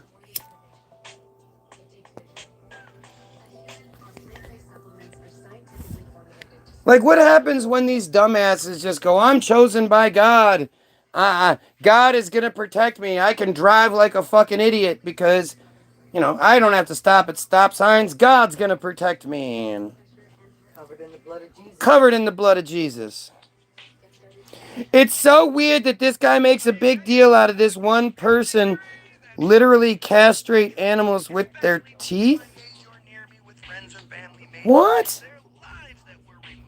It's so weird that this is Joe, right? This is the baby raper. It's so weird that this guy makes a big deal out of this. One, people literally castrate animals with their teeth. When people literally is what he's probably saying. Why are you making such a big deal about this? There's people that castrate with their teeth. It's what they do all the time. That's They fucking go, gross. yeah, so what? You're never crying heard- about us bombing the Palestinians, but what about them over there bombing? They're bombing. Wait a second. First of all, my best friend grew up on a cattle farm, like a dairy farm, Kira. And many of my other friends are farmers, like livestock farmers. I have never once heard from any of them that any of their livestock has been castrated using somebody's teeth. Not And once. even if it was, it's not a child.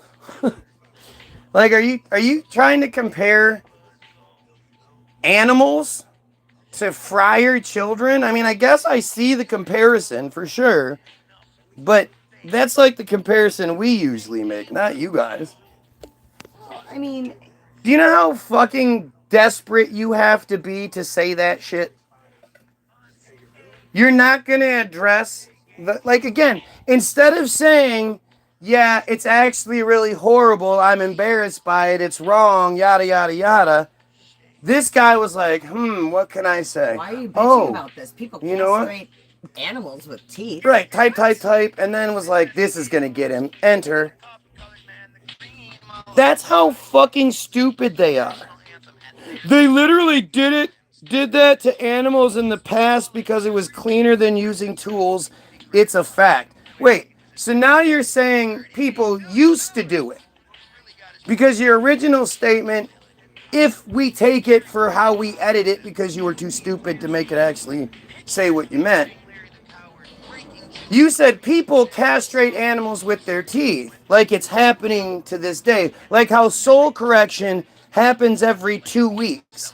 For those that don't know, in the friar communities in Israel and abroad, soul correction is when every 2 weeks after a Torah lesson, the adults and the children all get together.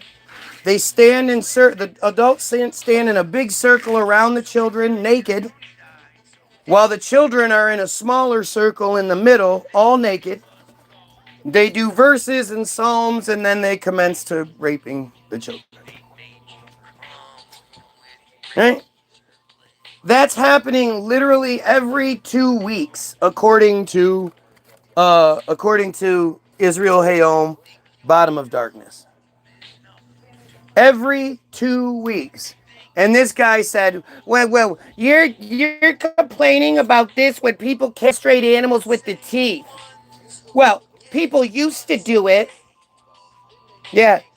According to the numbers, in New York alone, there are between 3,000 and 3,600 of these metzitzia practices happening every year. That's roughly 10 per day, every single day, in just New York alone. And if I found out that somebody was castrating an animal currently with their teeth, Would you be friends with them? fuck no. Right. I would turn them in, I'd get them beat the fuck up, whatever had to be done to stop them. Mainly, turn them in. Call the police. Yeah, it would be an immediate, like, okay, yeah, that's cool, all right, No, well. they're not doing that anymore. Right. Calling the police. But the fact of the matter is, it's not happening. And this is far more sinister because, that cow is not going to grow up. That cow's meant to be food. Affect society. Yeah, that cow's food. Whereas this child is going to grow up, have children, maybe teach others. Have a sense of entitlement so they can influence over other people. Support genocide, take somebody's house, take part in other fucking rituals. Keep the fucking torch passed, keep the shit rolling. Because once they become adults at 13, they get to seek the redemption themselves and violate a child themselves. I'll admit it's strange, but it's not hurting anybody or anything. Oh my fucking God. You're sucking a baby's dick. What the fuck is wrong with you? Yes, it's hurting somebody. You are subconsciously, emotionally damaging that baby. You guys want to blow a fucking fit about abortion because it's a life. So's that baby whose dick you're sucking. Without consent. I'll admit it's strange, but it's not hurting anybody or anything. Okay, You're literally over-exaggerating and showing your anti-Semitism like usual. Oh my God. Yes, I am very, very, very proud of my anti-supremacy, anti-Semitism, especially when it comes to the... Oh my fucking God, this guy just said that. You won the Ignorance of the Internet Award today. You are a piece of shit. You won the I Told You So award for today. See what I mean? They don't know how to respond to this shit because it's so second nature for them. They truly don't have a problem with children being violated. That's why they respond in a way that nobody else would. It's not hurting anybody or anything. Yes, it is. It's just like a poke in the eye, right? I'll admit it's strange. No, it's fucking foul. Oh my God. Thank you so much for being this stupid. The proper adjective is fucking deplorable, you piece of shit. Oh my God, that was so gross. I'm sorry. What would fucking be in that? Deplorable is the adjective, but is it the No, what's the word that helps describe the adjective? Adverb. No, adverb.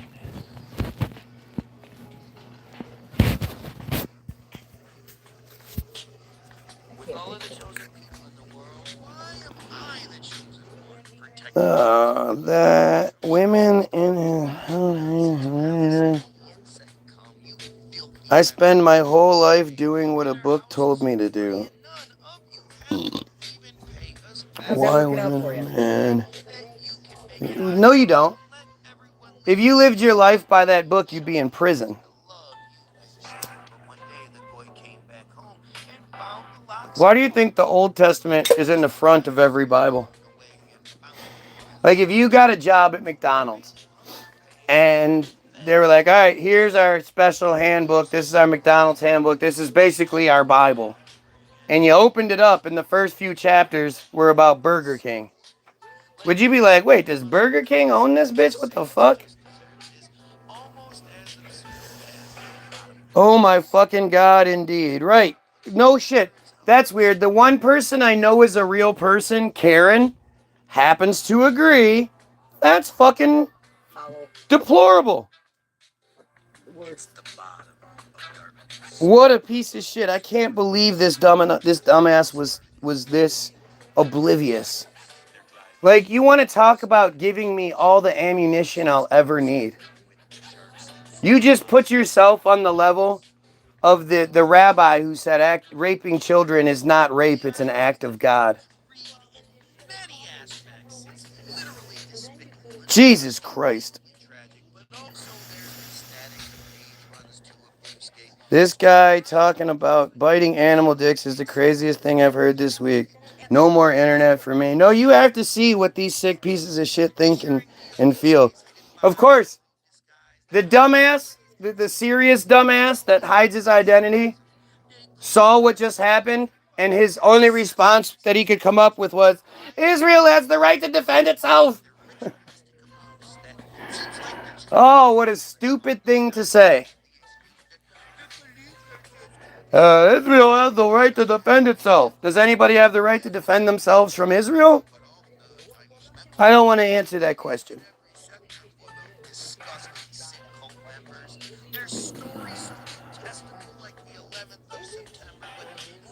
Oh my goodness. This guy said, it's not a big deal. It's not hurting anyone. Oh my God.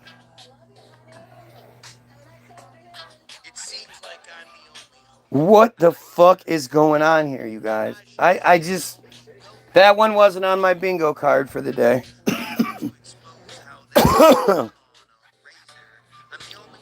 Books can tell you anything. You tell yourself what the books say or someone else teach you. You can't even wrap your head around how God has always existed. Right, but you can. You can comprehend forever. The stupidity in thinking, like I love how Christians always go, yeah, atheists believe something came from nothing. Well, where did God come from? Oh, God always existed. How? Like, what are you talking about? How can something always exist? They're so stupid. Don't tell me you can wrap your head around his non-existence all smart and shit. I can wrap my head around his non-existence. Like, how do you prove something doesn't exist? Like, how many fuck God, God's not real, God's a pedophile, God's a piece of shit, there's no such thing, it's dumb, only stupid people would believe in God, I'm standing right by the window, where's the lightning bolt? Like, how much more, like, what do you need?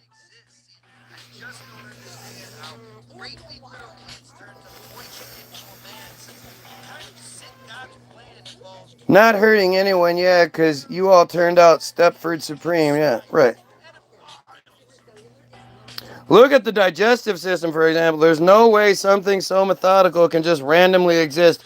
Everything clicks together so perfect. That's, see what I mean? Like, this is the stupidity that Christians have to rely on. Right? It's too complicated. Your evidence for your all-knowing, all-powerful creature God is something that you have to be like, oh, well, your nervous system, and what about that stuff? You mean the same things everything else has? Do you think that humans can't design something like that? Like, you understand that we've designed big, giant, metal, million-pound fucking tubes that can fly through the sky? You understand how many working pieces that is? How fucking unlikely that is? But that's, you don't have anything to actually point to. I think something that's funny is that you never hear about stigmata anymore. Now that cell phones are a thing, you would think you'd hear about all sorts of stigmata cases. Nope, doesn't happen anymore.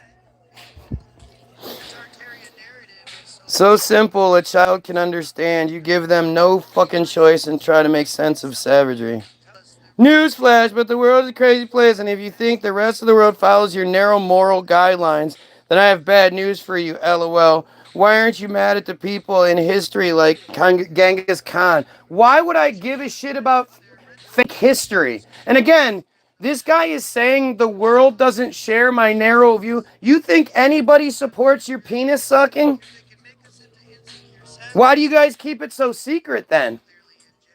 Why is it such a big secret if it's, you know, if everybody shares your point of view that it's no big deal? Like, I love when they're dumb enough to actually start opening up and getting into it, because this is what I'm talking about. This is why they're normally supposed to keep quiet and stick to the script. Joel is going off script, and look at how stupid and fucked up he sounds. Like, he's saying shit that I'm sure even his friar friends are going, oh, dude, stop. There are 20 million friars in the world. Not for long. Not for long. Okay, no, the only basis we should focus on is the fact you can't comprehend the start of God's existence. Yeah. You know, the God that talks to you and appears to you and all that shit. How can you prove your God exists? You're the one making the extraordinary claim. You're the one that needs the extraordinary proof. What proof do you have that your specific fucking denomination's God actually exists? Because you're arrogantly going to say that all of the other ones don't. And you can't even debunk why. You can't prove that, Islam is wrong. You have no reason. You can't tell me why you're a Christian, what proof you've had that Christianity is real compared to Islam. You have no idea. You're just some dumbass who was told to think something when you were a baby and you haven't grown past it. I guarantee none of you are going to give a good reason as to why you believe in your specific religion. None of you. Not one of you can tell us why yours is real and the rest aren't. He's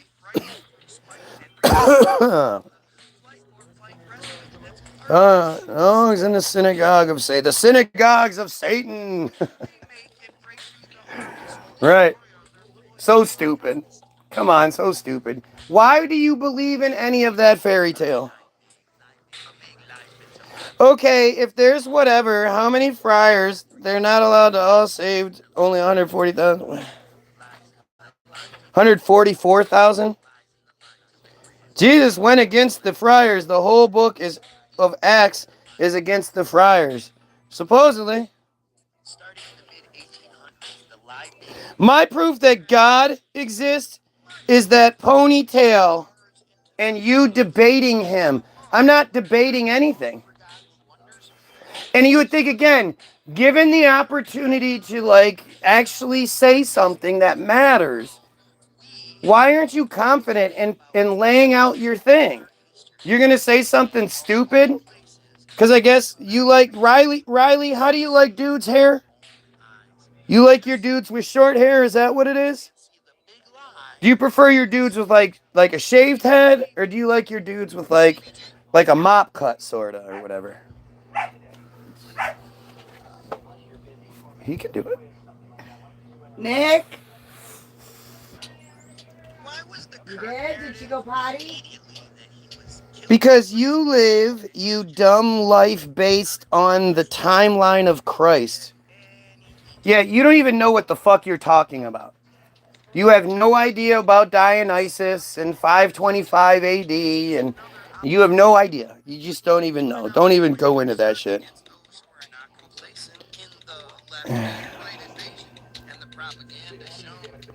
I read it in 26 translations. Yeah, I bet you did. I bet you read 26 translations of the Bible, and it said the same thing. And you can't come up with anything better, huh? I'm a historian. Sure you are. Sure you are. Why would anybody believe what you have to say? You believe in fairy tales. I'm sorry, but Christianity is illogical idol worship of a Jewish Messiah. Well, that's the one thing this friar has said that's made sense. What's up, Matt? Matt, so Joe said earlier that Brit Milah and metzitzia, it's not a big deal because it doesn't hurt anyone. We actually got one of these dumbass friars to open up, and that's what he said. He said, I'll admit it's strange, but it doesn't hurt anyone. You're making it sound weird. But just like animal castrations in the past, it was safer to do it like that thousands of years ago. You would have done it if you were born back then. No, I wouldn't. There's no reason for it. You're talking about castration of animals versus the mutilation of little boys followed by the molestation. That's what you're comparing shit to. The castration of animals is a necessity to keep the ones you don't want breeding from breeding. Circumcision has zero benefit. It's not necessary or beneficial at all. But again, I'm making it sound their mouths on bloody baby penises. Are you fucking kidding me right now? Because it's safer to do that thousands of years ago. So when Abraham metzitza'd or circumcised all of his slaves, marking, so he must have metzitza'd all of them, huh? Abraham was metzitzing 90 some fucking slaves or whatever. That's insane. You don't understand how foolish you sound. Yes, I sound foolish. Not the guy defending metzitzia by comparing it to animal castration. Oh my God. Do you guys not understand what inbreeding does to these fucking morons? And remember, this guy was violated as a child. That's the hard part about this, because you want to hate this piece of shit for being the monster that he is. But then you're like victim blaming, right? I don't care. No, I get it. I'm with you.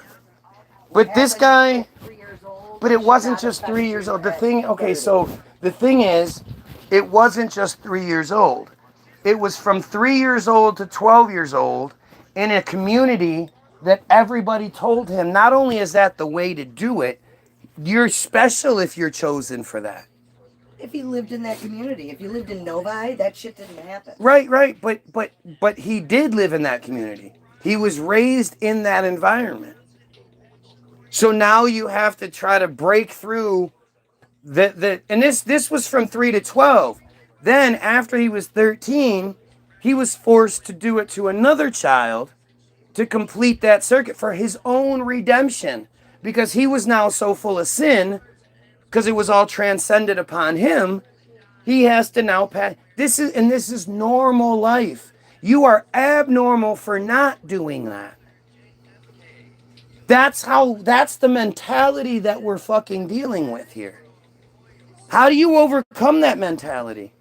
How do you cure that sickness without just eliminating it? You know, it's fucking insane. Here you are. Doesn't matter, but here you are, right? Everything, they're here every day. Inbreeding, we have the example right here in the chat. Yeah, they're fucking awful. They're fucking awful. Like, this is what I'm saying too. Like, when the good person in you wants to say you can't lump everybody together. You can't just put, but if I know this, they know this. They might not know to the extent that I know it, but they know it. They know it. They've seen it. You know, it's really fucking obvious, actually. And again, like you're saying, somebody has to tell you that putting your mouth on an adult man, putting his mouth on a baby after slicing it. Well, and I get back in the day, like, There's no getting it. It was never a necessity. We're not talking about a necessity. Maybe if like a snake happens to bite the baby on the thing, then you gotta suck the poison out, I guess. But for some cosmetic bullshit, to prevent God from destroying the earth again so he keeps showing us rainbows? Are you fucking kidding me? No, that's unacceptable. I no longer accept that. I never did, but I don't accept that premise, and I don't accept that you just accept it, so oh well. At some point, the change needs to happen. It will keep going until somebody steps up and says no more. We're dealing with a different species here. It's like trying to explain physics to a dung beetle. If that was the case, Karen, I would agree with you, but it's not. We are talking about people that are, if they're rescued out of that, like we know a guy that is clearly of friar descent. Little bitty guy, has the fucking goofy fro, has the nose, like all of the hallmarks are there, but he was adopted as a kid. And he was raised in a strange sort of, family, whatever. And he grew up really disconnected and he was a little bitty guy, so it's hard to say what part of him is Napoleon and what part is whatever. But he's not known to be a pedo. I guarantee if you asked him, hey, what do you think about this? He'd fucking want to kill him. Right, he'd want to kill him. He's a little hothead, but deep down he's a decent dude. And he's not about any sort of hurting children. So if we can rescue the children before, MK Ultra happens to them, but when you spend your first 20, 30 years in this really closed off environment where you're kept from TV, you're kept from the internet, you're only surrounded by you. It's like the gypsy wedding show, right? Those people, they have to keep a closed circle because the more they intermingle with society, the more, especially the girls, are like, hey, I don't necessarily want to do this living in the caravan with 15 kids and, life sucks.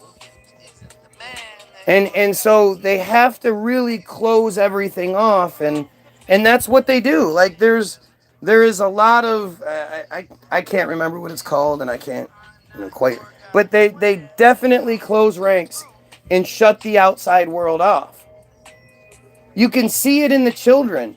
Anytime the children are interviewed, they're just psychopaths. Or you'll see the video of like Bezazel Smoltrich, a fucking. It would be like if Marco Rubio walked into a classroom and all the girls are going, oh my God. It doesn't make any sense. But that's how it is there because they're so fucking brainwashed. And to maintain that level of debauchery, it has to be consistent. You have to consistently hammer home the point. Let's see. These are the hurt people who hurt people. Not all hurt people do that, but in turn seek help. People, apples and oranges, that's my point. No, I get what you're saying, for sure. For sure. I agree that we shouldn't hurt people. Yeah, but you do. I support a lot of Jewish orphanages. I bet you do. You fucking sicko. Like these. Ew. Ew, come on. See what I mean? They have no sense. They have no, self-awareness and, maybe I shouldn't say this or that. If you allow them to talk instead of just blocking them, they're going to make the point for you. They always do. Then why do you defend it, hypocrite? Oh, wait, you lack accountability and responsibility and humility. And it's a superiority complex. The worst part is these low-level pieces of shit think they're on the same level as the Netanyahus. They're not. Right. He thinks they're fucking goop. That guy that looks like Ed from Lion King. That guy that his face was shown on a magazine cover, and he was being a typical settler, like yelling at this woman who was in a hijab, and she's kind of like, they're trying to kick him off the land. And the article said that it was like, and Israel has come out condemning this article, this magazine cover, as being pushing anti-Semitic stereotypes. They're not talking about the fact that it's a settler yelling at the woman. They're talking about the look that this guy has. He looks so inbred and so ridiculous. His big fucking mouth and oh my God, it's fucking crazy. Let's see.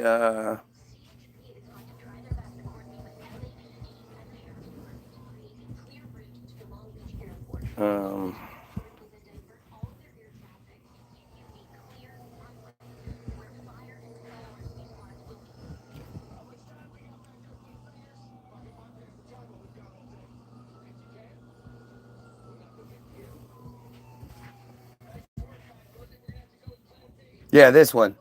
El Espresso, they're saying it's an Italian magazine, and they're like, this is anti-Semitic because it showed this. Look at this fucking guy. Look at this guy. What a fucking monster. What an inbred fucking monster.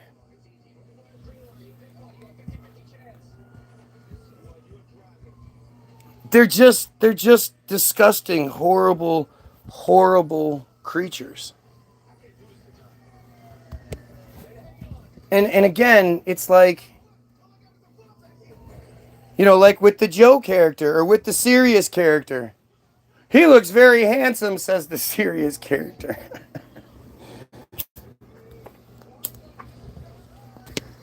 How do you deal with people that have been violated from at least 3 to 12? Remember, the violations happen before they're 3. It's just, you know, it's a poke in the eye when it happens before they're 3. It's not a big deal. It doesn't hurt anybody. And it really does attest to the micro penis thing. You know, I'm surprised the Mark Levin story has sort of disappeared. But Mark Levin and his micro penis, well, if they all know they're dealing with a bunch of micro penises, maybe that's why they go, it's a poke in the eye, because they don't really think it's that, you know, there's not much penetration to begin with.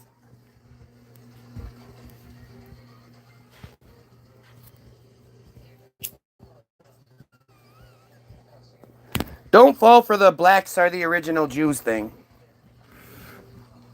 It's understand, the Bible is fucking nonsense. It's fucking nonsense. The entire narrative was created somewhere in the early 1800s, 1830s, 1840s. At least according to, you know, again, how do you even know anymore? If you have stepped even your tiniest little pinky toe into the Tartaria world, you know they're lying about everything. So how can you even begin to pretend like something that supposedly happened 2,000 years ago slipped through the cracks, all the different resets and everything, and somehow Christianity just stays going? Is Mark Levin Jewish? Yeah. Yeah. It's proven facts. Is it? Where? What proof is there?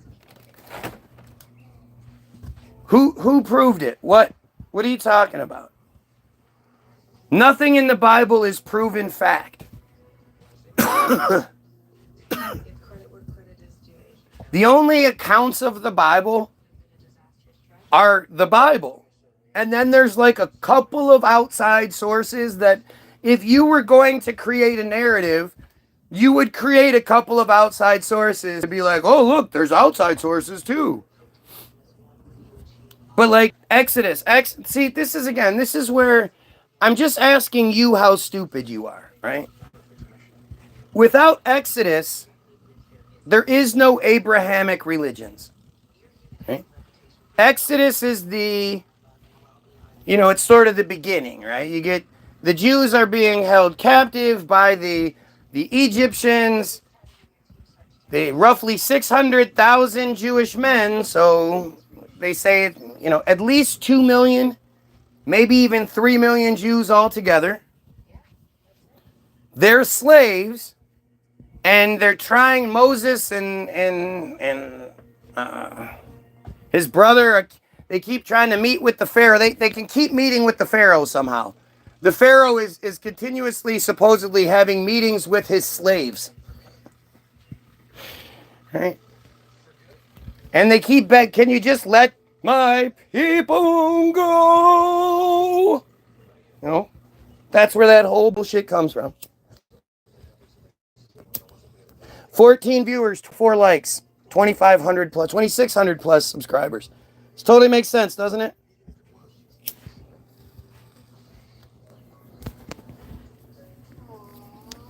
The Passover just happened, right?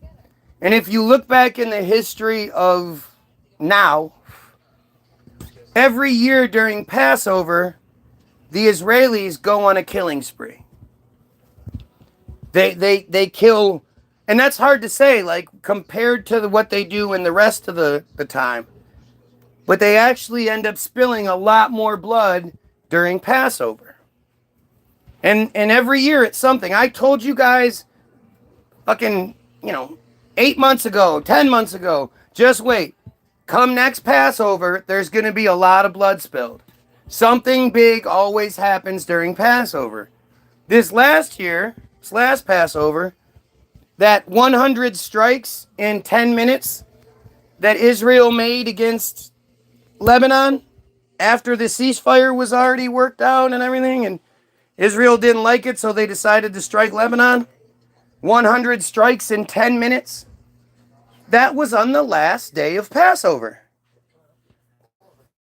Passover has always been about spilling blood.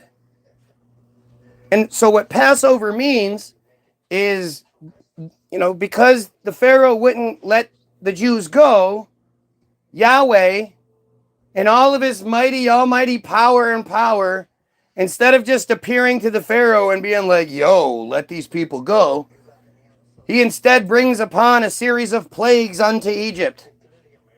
And the one plague is the killing of the firstborn. All of the firstborn of Egypt, all the firstborn males will be killed by the angel of death. And to prevent that, the friars all get together. Remember, it's like at least 600,000 families. So it would have to be a significant amount of houses to house all these families.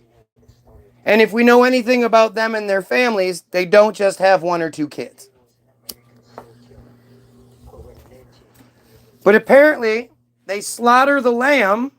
They only mention 1 lamb, so I don't know how they do this. Wow, I got knocked down to 1 person watching me. 1 person and 23 likes. I lost a like.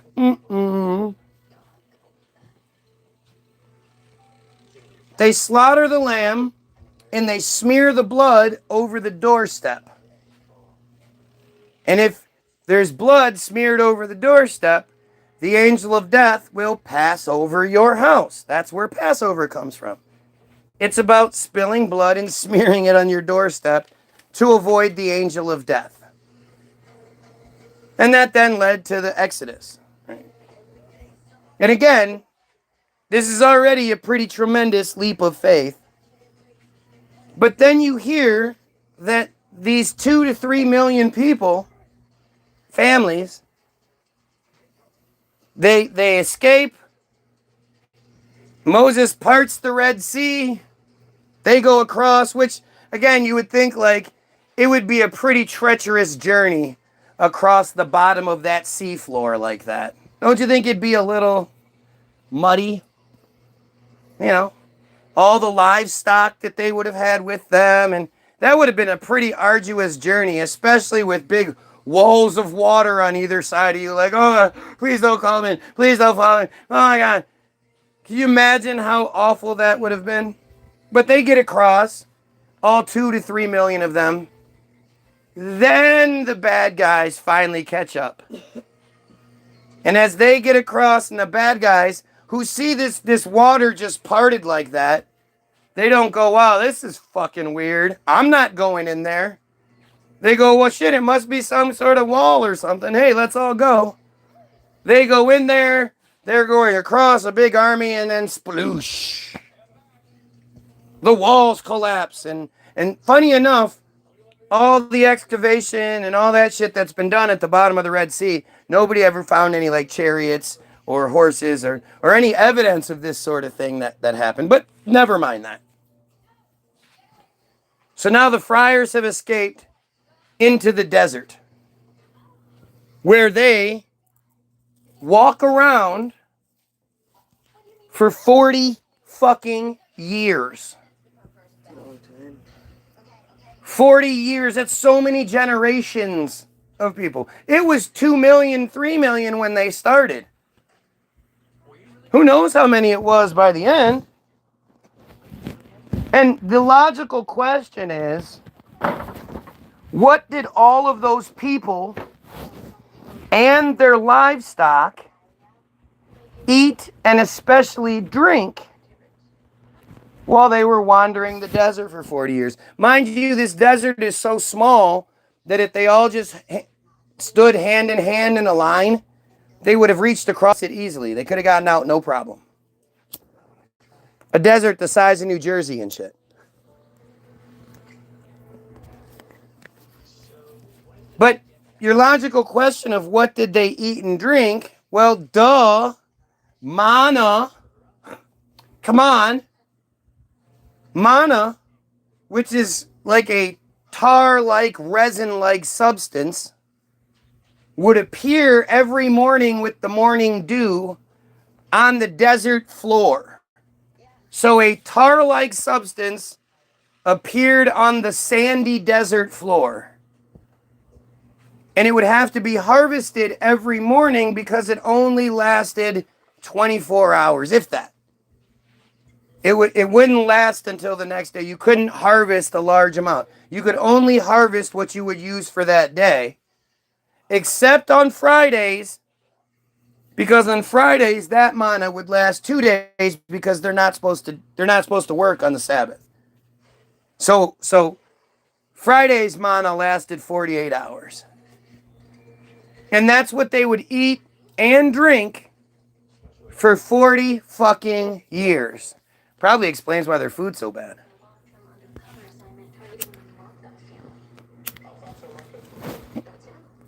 Now, you're either willing to say, I believe that wholeheartedly, or you don't believe in Jesus. You don't believe in any of it. It's one or the two. I find it funny that the church claimed that the Bible was literal for most of the 2 millennia, but only started saying it was symbolic in the last 100 years. Yeah, that is interesting. And again, who decides which parts are symbolic and which parts are literal? And how do we know that their translation, their interpretation is the correct one? Why would God leave a manuscript that's confusing and to be interpreted? Interesting, isn't it? Take your meds. Yep, gotta take your meds. It's funny that they can't actually... I'm talking about their shit right now. How come if I'm talking about their shit, they can't actually answer for any of it? I think they took a path. Yeah, whatever. Learn Aramaic and Greek. Oh, that's gonna help. Went to high school with bill collector. Well, shut up. Why doesn't he ever talk about Islam? Now we got to talk about something else. Now the guy that thinks metzitzia sucking on babies is no big deal. He's a baby raper. You notice how when I said that he was, he was not only guilty of doing it, but he was also a victim, and he didn't deny any of that. He has no problem with me saying any of that. But he wants me to talk about Islam, which I did talk about in the beginning of the video, actually.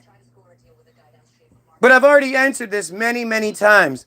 Islam doesn't affect my life. Islam is just one of the slave religions. What do I give a shit for? Islam's not the biggest religion in this country that affects things. So what the fuck? Why would I focus on something secondary? Third, actually. And again, why would you want me to talk about something else? Isn't there enough people out there talking bad about Islam?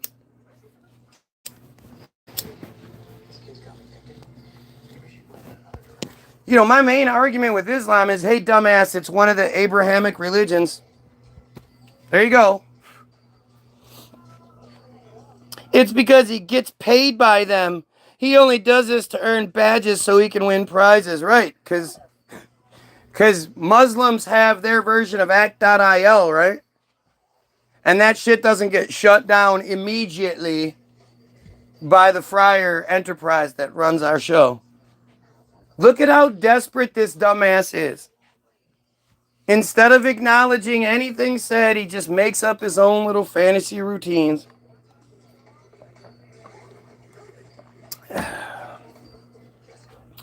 Hundreds of scholars versed in the language have broken down the translations to verified validity. No, there's no validity to it. Like, I don't need a scholar to tell me. Like, if you're a scholar and you're like, yeah, Exodus is real, you have no credibility.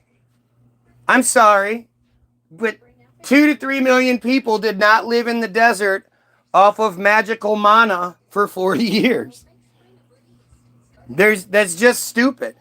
The funny thing is, historians, the Egyptian history, which is really well documented, and obviously they were pretty fucking awesome, they don't mention it at all. There's no mention of Exodus. There's no mention of 2 million friar slaves escape. None of it.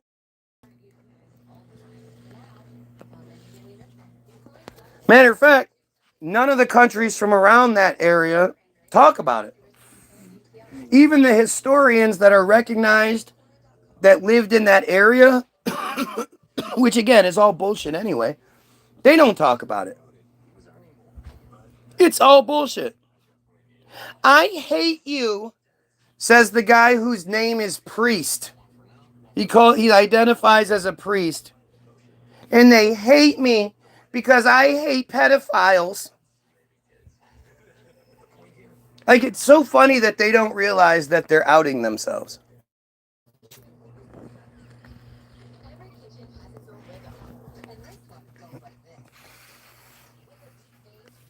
I hate you so much, I watch you every day for hours on end. Oh, it's fucking insane. He is immersed in darkness, yes. Says the baby raping pedophile. The IDF baby killer. Yep, I'm immersed in darkness.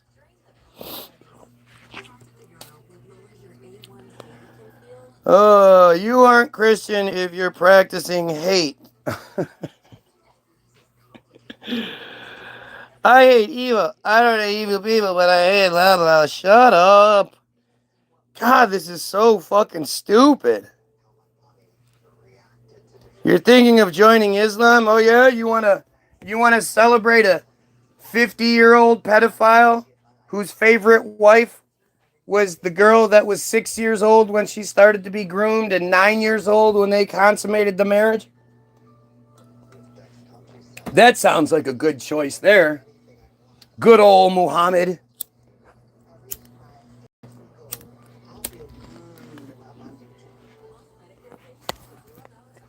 Funny enough, you start talking about this stuff with Muslims and they start sounding like friars. Do you think that because of that, God just doesn't exist or humans are corrupt? Which one? It can only be one. Of course God doesn't exist, you moron. And if God does exist, it's the worst creature to ever exist. Because your fucking Christian God has a this close or closer view of your clergy continuously raping children and does nothing about it. What kind of piece of shit God could dinkle dinkle dink pedophilia out of existence and chooses not to? That's free will. That's free will. What about God's plan? When it's a good thing, it's God's plan. You know what I love about free will, people? Like, you'll never see somebody win a race, catch a touchdown, do something that's incredible, took a lot of effort on their end, sacrifice, hard work, and they end up winning the gold medal. And the first thing they go, first and foremost, I just want to say, all praise be to Jesus. Without my Lord and Savior, none of this is possible. Arrogantly suggesting that God favored them in this race. Like, just why that's an okay thing to say is just beyond me. But, again, you're never going to see anybody say to them, oh, hey, buddy. No. That was your free will. You worked really hard. You sacrificed. Your family all sacrificed. And you worked harder than anybody else. And you know what? Today was just your day. Because, most of the time, it's a fraction of a second between first and second. So, on any given day, either one of you is going to win. This was your day, but you did the best you could with your shit. That was all your free will, buddy. It'll never happen. Never. Everybody's supposed to pretend like fucking God was like, hey, I'm a Vikings fan this week. That's why you cut that touchdown, right?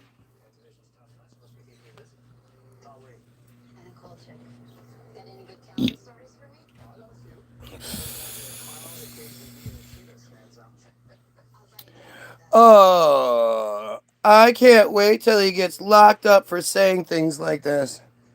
I'm going to get locked up for saying we should protect Jewish children. Seems like a weird thing to lock me up for, you psycho.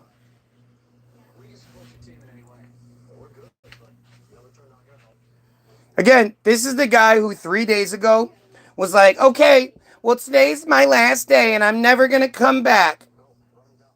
And then the next day was back, the next day was back, and then today he's back again. He's so much of a liar, he can't, you just can't trust anything he says. And of course, they want people like me put away because I'm dangerous. The last thing they want is more people talking like me, acting like me, disrupting their fucking rituals. You are literally an Israeli guy. I wouldn't be talking.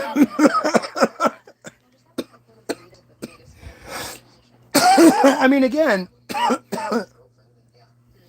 if I happen to be born into said cult and was strong enough to leave and be the person I am now, why would I ever hide that?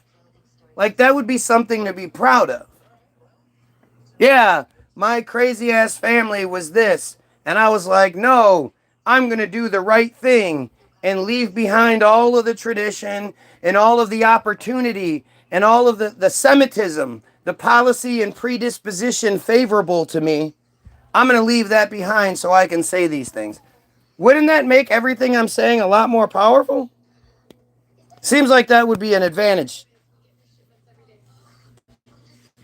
But again, this is how desperate they are. Like, the things that I'm saying, pointing out that they're friars, they're Israelis, and they're pedos, they're like, this is destroying us. We want to hurt him back like he's hurting us. So now they're trying to like say the same things back. What kind of desperate stupidity is that? Right? Like, I'm Israeli? Yeah, that totally makes sense. I guarantee the whole micro penis thing would be the only reason why you would think I was. Because, that micro penis, I'm stuck with it. What can I say? Jesus, man, it's all the same stupid shit. You were literally arrested for having CP on your computer. Really? When was that? When did that happen? I'd like to know that. Right. It couldn't have been any time in recent years since I've basically been live every fucking day. 4 years. So, when did this happen? Friarism is light. Blah, blah. Shut your fucking mouth. Jesus was undoubtedly a historical figure. Both Roman and friar sources confirm his existence. Yeah, that's true. Oh, yeah, that must mean it's true. No, they don't. No, they don't. There's only two mentions of Jesus outside of the given narrative, and those are vague. There's 2 quotes where 2 different people mention that Christos or Christ was crucified. That's literally it. That's all it says. It doesn't give the accounts of all these miracles and all this other bullshit. There's just these 2 little mentions. Again, if you were going to make the story, you would say, well, there are those 2 people that didn't like him also that mentioned. Like, that's all that is. But no, Jesus did not exist. That is dumb as shit.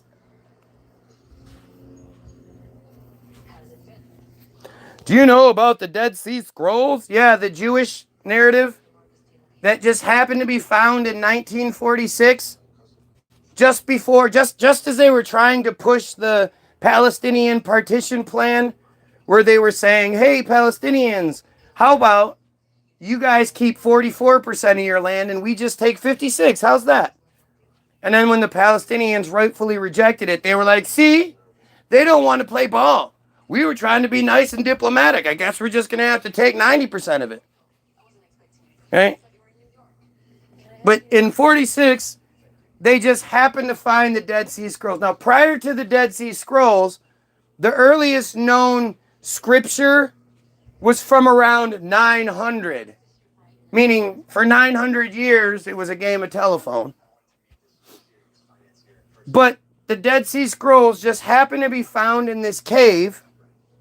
And by Dead Sea Scrolls, it's like a couple of fragments of something that they then fill in with like computer. They show, oh, yeah, this is what it would look like. But it's just like a couple of fragments.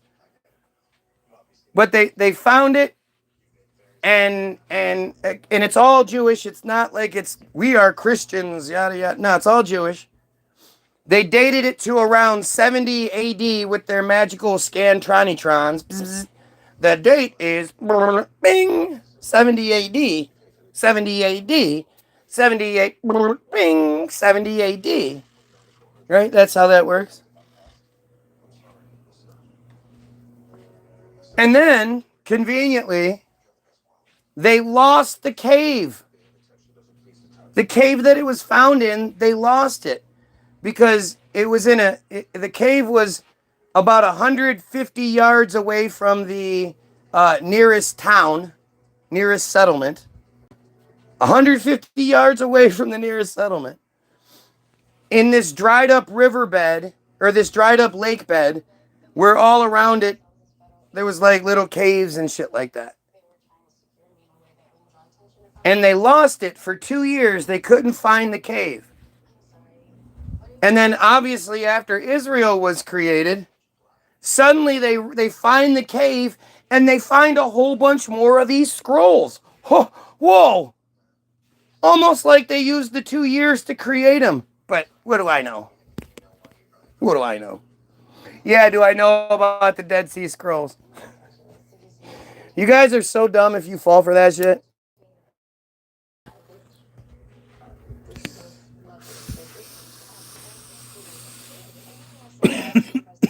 How do you know he was a resident CB? I don't like this guy, but that's a crazy accusation. It's just what they do. They're upset because I'm exposing them as the fucking pedophiles they are. And it hurts.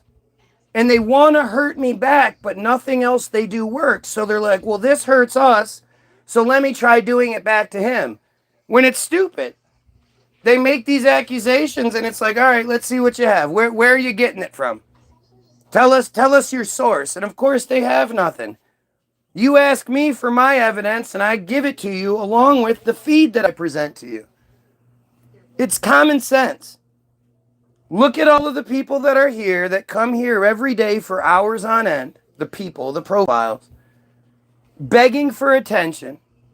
Refusing to even condemn the pedophilia a little bit. They support it. Why are they here to begin with? Who assigned them this feed? You have to understand this feed has been assigned to them. Like it's fucking nuts, but this is how it works. Why don't you just repent or repeat the same shit about Israel like you always do, like Wikipedia? It's amazing how much you watch me, I guess, huh? If you want to see somebody else talking about something else, I'd suggest you go watch it. But it seems like you want me to talk about other things. Why do you want me to talk about other things? Why do you want to watch me talk about stuff? You're basically saying, like, it's not about what I'm saying. You just like watching me. Fucking weirdos, man. No, actually in the Bible it says he has to turn away from sin. He gave us free will, but that means you choice to go to heaven. What? Dude, you're just dumb. Like, you should stop trying. You're making your side of the argument look even dumber. You ever notice how every single time we do this, you think you're as far away from Christianity as you can be, and every time you're proven. I guess I could get a little bit further. These people are just so fucking stupid. It's shocking. This is that NPC mentality. I believe in something and I can't tell you why. Beep, beep, beep. Give him a few minutes, he'll start talking about Islam, I'm sure. What? So when God doesn't get his way, he's going to destroy the world. That sounds more like a petulant child. Yeah, it sounds like man-made bullshit. Especially when you look at Yahweh. When you look at the Jewish version, he is an asshole. He is the most childish. Like, again, so after Exodus, once they finally escape the desert, they then go to the base of Mount Sinai. And Moses goes up to the top. And he's up there for 40 days and 40 nights. Again, another 40. And when he comes down, all of the people so Moses' brother had all of the people donate all of their gold earrings and necklaces and any gold that they had laying around so that he could melt it all down and make this great golden calf. Like, I don't know what fucking mold he used. God, it's so dumb. But while Moses is gone for just 40 days, like, as much as they supposedly, as important as their belief structure is and all this, it took less than 40 days for them to be like, well, Moses isn't coming back, so let's just believe in something else complete. How about a great golden calf? How about we make a great golden calf instead? And that's what we're going to worship. What were the tenets of the golden calf? What was the belief? Who knows? But in 40 days, they had decided to let all the Jewish stuff go, and now they were going to be the golden calf religion. And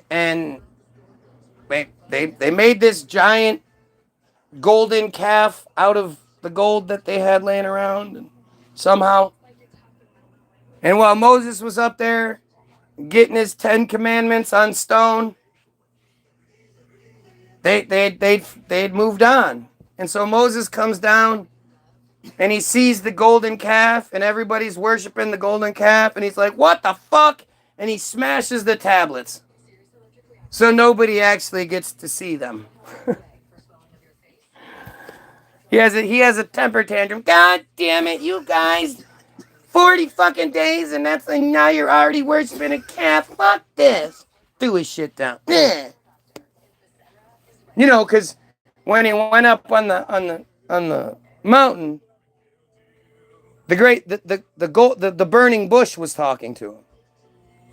And it's always interesting. This is always the question I have for people. So while Moses is up there talking to the burning bush, who was there writing down what was said? All throughout the Bible, you have these incidents where one person talks to another person, or one person talks to God, or whatever, and that conversation is in the Bible, word for word. Well, who wrote that down? Were there little naked butt, Cupid Yee type cherubs flying around writing everything down? When God was up on the mountain, or when Moses was up on the mountain, did he? Who wrote it down? Who wrote down their conversation? How do you know he does nothing about it? If someone tied you up and said, you will love me and stay with me forever, whether or not you want to, would you consider that true love? God will never force. What? Currently, right now, there are children, probably little boys, being raped by clergy. There are also Christian children in Lebanon, in Palestine, especially, they've been starved for weeks now. They're skin and bones. They're taking shelter in an old, already bombed out building, just hoping for some sort of relief from the winds and the heat and all that. When Israel falls the building, blows that shit up, and the building falls down on top of them, but it doesn't kill them. It breaks their bones, it pins them down, they can't even scratch their nose or anything, but they're still alive. And it takes another couple days for them to die. And these are Christians. Right? How come God doesn't help them? How come God doesn't... Pigeons? Tithings. They didn't pay them. They didn't tithe. Damn, you answered that shit, didn't you? Fuck. I smart. You is. How come God never shows up to Netanyahu and says, hey, motherfucker, what are you doing? Where's my money? Well, you know what? Why are you killing Christian children? Maybe Netanyahu is taking the money we're giving them every year. And just tithing the fuck out of God. Yeah, he might be. So he doesn't have to come out of pocket. That would make sense. I mean, you know, he is Jewish. So you notice none of these guys will actually address what I'm saying, right? Free will, I'm over here watching your dumbass knit much free will here. Not much? Okay, so go away. No, I'm part of God's plan. How can any of you prove that God doesn't absolutely hate all of the horrific shit that's associated with religion, especially all of the pedophilia, but because, as your books and your beliefs so consistently prove, he's fucking comically powerless to do anything about it. And so it's taken all of these centuries for God to finally worm his way through, and he's influencing me to obliterate the religions he hates so much. Can you prove that's not the case? I mean, according to you, God's working through me, right? God is everywhere at all times. Working his magic, baby. Right. Everything I write, everything I say is inspired by God, right? Isn't that what you believe? Or does it stop there? It stops there. Guy has wrongfully accused me of sexually crimes with neither evidence or context. He claims this because I adhere to Orthodox friarism. This Guy William individual is ranting instead of engaging. Really? Was that a denial? Did you hear any denial there? No, he's whining that you're accusing him. Right. So prove otherwise. Right. That's simple. Like, it's strange that, again, I don't know how many times you can make that same sort of crybaby comment, but can't instead explain any of the things I'm saying away. Isn't that weird how you just can't seem to figure that out? He will never force someone to follow him, just as he will never force someone not to sin. That's true free will. That's how you know you're truly loved. So, when my kid is like, I'm not hungry, and it's around dinner time, you know what we do? We make him food, and then be like, all right, here you go, eat. And he'll be like, okay. Oh, Tula, eat something. Right? Because, like, I'm not going to be like, hey, do any of the pedophiles in the neighborhood need a place to stay? You can come stay at our house. You know, we live our life, you know, me and the wife are going to go out to eat. You stay home, you watch the kids. Kids, if this guy fucks you, it's your fault. Right? Like, you know, or even, how about this? If he tries to fuck you, just pray that I show up. Don't call me or anything. Just pray. And I'll come running. So, you know. Like, that's not how it works. When you love and care about something, you don't just go, well, You're not specifically asking for my help with this rape, so and the thing is, do you honestly think that the Christian children being raped by the clergy aren't screaming for God in their head? Are they just not praying like you do? Is that what it is? Especially when it's repeated? Maybe you should teach them how to pray because God answers your prayers, just not theirs. You know what an arrogant piece of shit you have to be to say these kinds of things? Yeah, God answers my prayers. You think those children that the building's on aren't praying to God to get them out of there because they want to live? You think they're just praying to die? What if they are praying to die, but it takes 2, 3, 4 days to happen?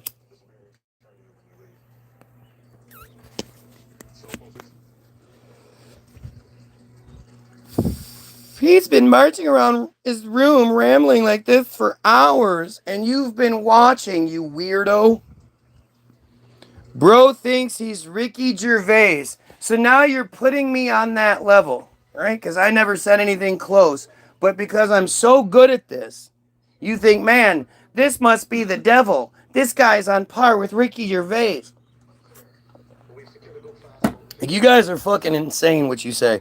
Everything you say that doesn't actually address what I'm saying validates what I'm saying. It's just ironic because everything you hit that shit, the light of God passes over you. It's just ironic because everything you hit that shit, the light of God passes over you. Yeah, that makes sense.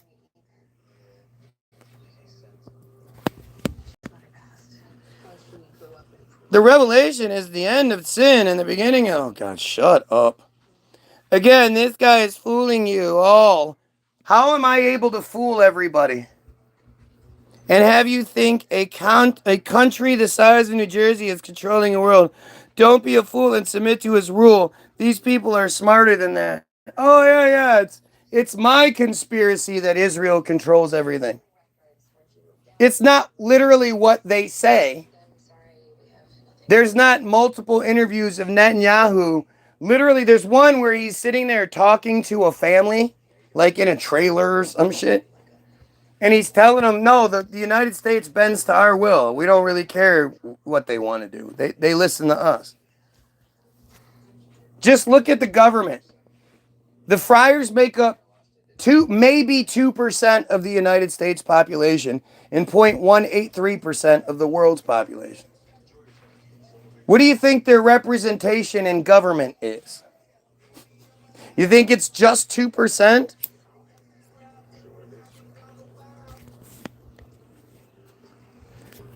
When your city, like here in Detroit, they erect a 30-foot menorah every year during Hanukkah. Downtown, a big metal 30-foot menorah. So ugly. It's so ugly, and it's taxpayer funded. It's got gas running through it. The flames are literally gas fed.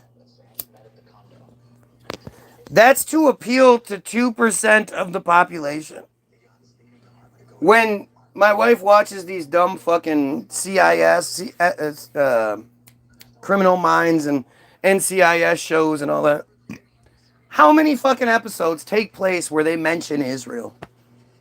More than half. More than they should. Yeah, more than half. Way more. I mean, at the same time, they're crime shows, so... Yeah, but Israel has kind of nothing to do with the United States crime. They're the biggest crime committers. What are you talking about? Well, according to the conspiracy, but outside of... That's not what the show says. The show is always making them... The shows are always making them into victims. Tell me the time you saw an Israeli or Jewish bad guy in a movie. Not an actor playing a bad guy. I'm talking about where the bad guy was Jewish. Because you've seen lots of movies where the bad guy was Asian, was Arabic. Law and Order you were talking about. The bad guy was a Jewish guy. Which one? The one where they were talking about the shista and all that. Which one? It was Jewish on Jewish crime. Like it happened in the Jewish community. And that the one with the Bible getting stolen or whatever. Is that what you're talking about? I don't remember. But it was something stupid. It wasn't like No, somebody got killed. right. But It was her husband that got killed. But it was because he desecrated the Bible or something. His father's Bible or some shit like that. It was something stupid. But it was, you know, it wasn't like a Jewish person committing crime against other people. It was like It wasn't a mastermind. It wasn't like the terrorist leader or something like that. It's never like that. You've never seen it. You've seen episode of Dick Van Dyke where Morty, come to find out he never got his bar mitzvah. So everybody, the whole purpose of the show was to get Morty his bar mitzvah, or Maury, whatever his name is. And at the end, they show you like a good minute or so of the the ritual.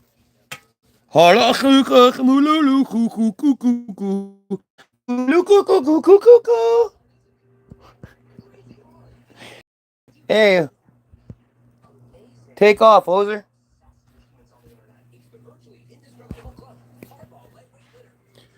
Very Trumpian being locked up for free speech.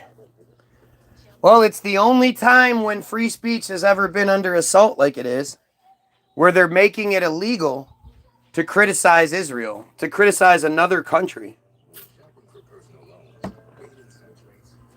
to criticize a cult, a pedophile cult. They're making it illegal. You don't make something illegal when it's the truth. You encourage people to look into it. You go, hey, let me answer your questions. Let me answer your concerns. You don't tell people not to talk about it. That's you acknowledging that it's fucking wrong. If you're watching, like, share, and sub. Shut this stream down, says the pedophile fucking IDF piece of shit baby killer.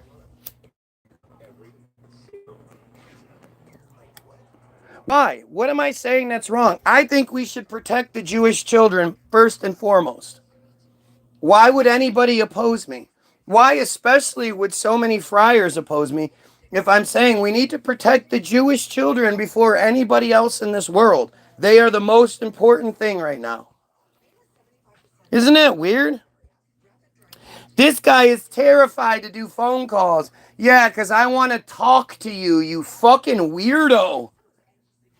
So you can what? Say out loud how it's okay to fucking rape children and shit? Why would I ever want to talk to you? Ever. I don't even want you here, but you're here and you well, I allow you to be here. Remember that. You're only here because I allow you to be. But it's because you provide such a great example. Nobody's caught up in your shit. Oh, really? Is that why you're spending hours every day begging for my attention? Seems like you're pretty caught up. I would imagine there's nobody in your life that you spend this much time and energy on. I guarantee there's nobody in your life. Your kids, your I would say significant. You don't have that shit. My bad. Well, you friars, you probably have a little girl 10 years younger than you, 15 years younger than you. Oh, now somebody's quoting the Bible. That makes sense. Everyone here calling you coward or spreading hate aren't living the gospel through and shut your fucking mouth. You're so stupid, it's unreal. Christ is king. Right? Christ is king. Right? What does that mean? Christ is king. Of what? Of when? Of wh- you know, Jesus is a dead guy, right? Been dead for a minute. Christ is king. Not Christ is the king. Christ is our king. Christ is my king. He's the king. Christ is king. Not the king, actually. Christ is king. Sorry. So stupid. Love you with all my heart, man. Go fuck yourself. You're saying you feel better about yourself. Praying for, oh, we have another one that's going to waste prayers on me and not pray that the church stops raping children. Pray that Trump turns against Israel. Pray that, we stop sending American soldiers to go do a ground war that the Israelis won't do themselves, refuse to do. So they're going to send ground troops, American troops in instead. Totally makes sense. You don't need proof when you have faith. Yeah, that's the difference. Faith is believing something because you're stupid. Faith is the absence of proof. Yeah, if you have faith, then it doesn't matter. You'll believe anything stupid. If they get you to have faith in this part, everything connected to that, you'll believe without it. You just believe it. Oh, yes, I believe that the people that killed Jesus, the completely different religion, killed God's only child. Those are God's chosen people. They're better than me. That's what they tell me. I have faith. God is demonstrably true. Yeah, no, not even a little bit. It's not even a little bit. Wow, I'm way behind. They're out here saving souls this morning. You should feel honored. Yeah, I sure do. Fucking insane, man. It's just insane how crazy these people are. But at the end of the day, they rape their own children. When you're talking about pedophiles, there's no limit. You don't say what, it's like, what wouldn't they do? They cross that line. If they're willing to cross that line, they're willing to do anything. Now, if the thing requires bravery, that's a whole different story. These are cowards.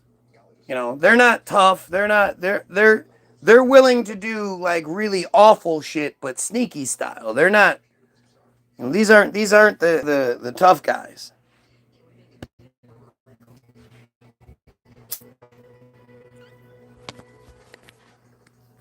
It's time, guys.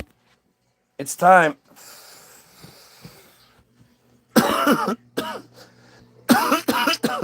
It's just getting worse.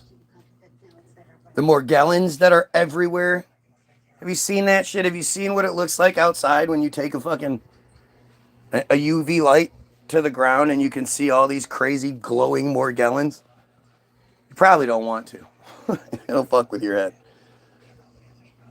But at the end of the day, it doesn't matter what conspiracy you believe in. They're all tentacles of the same monster. And cutting off tentacles doesn't kill the monster. I cut off tentacle 4, it's not going to kill tentacle 6 or 7 or 1 or 2. It's just tentacle 4. And tentacle 4, it might grow back. Might even grow back in 2. There's lots of tentacles running through all sorts of things. Tentacles with tentacles. And the only way we kill all those tentacles is by cutting the head off the monster. And the monster is not just religion, but it's the friars.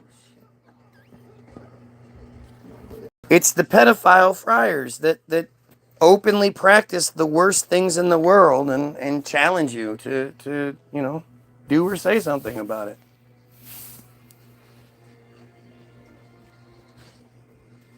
Jesus loves you, bro. Sure. Look it up. I can't imagine how bad your childhood must. Now we're going with my childhood must have been so bad. Because again, I am opposed to child rape. That's a sick fuck right there. The idea that you could only be opposed to it if you experienced it. That just shows you what a piece of shit he is. But at the same time, he's experienced it from both sides. He's been the victim and the victimizer. And he's still like all for it. He loves it. You people are insane.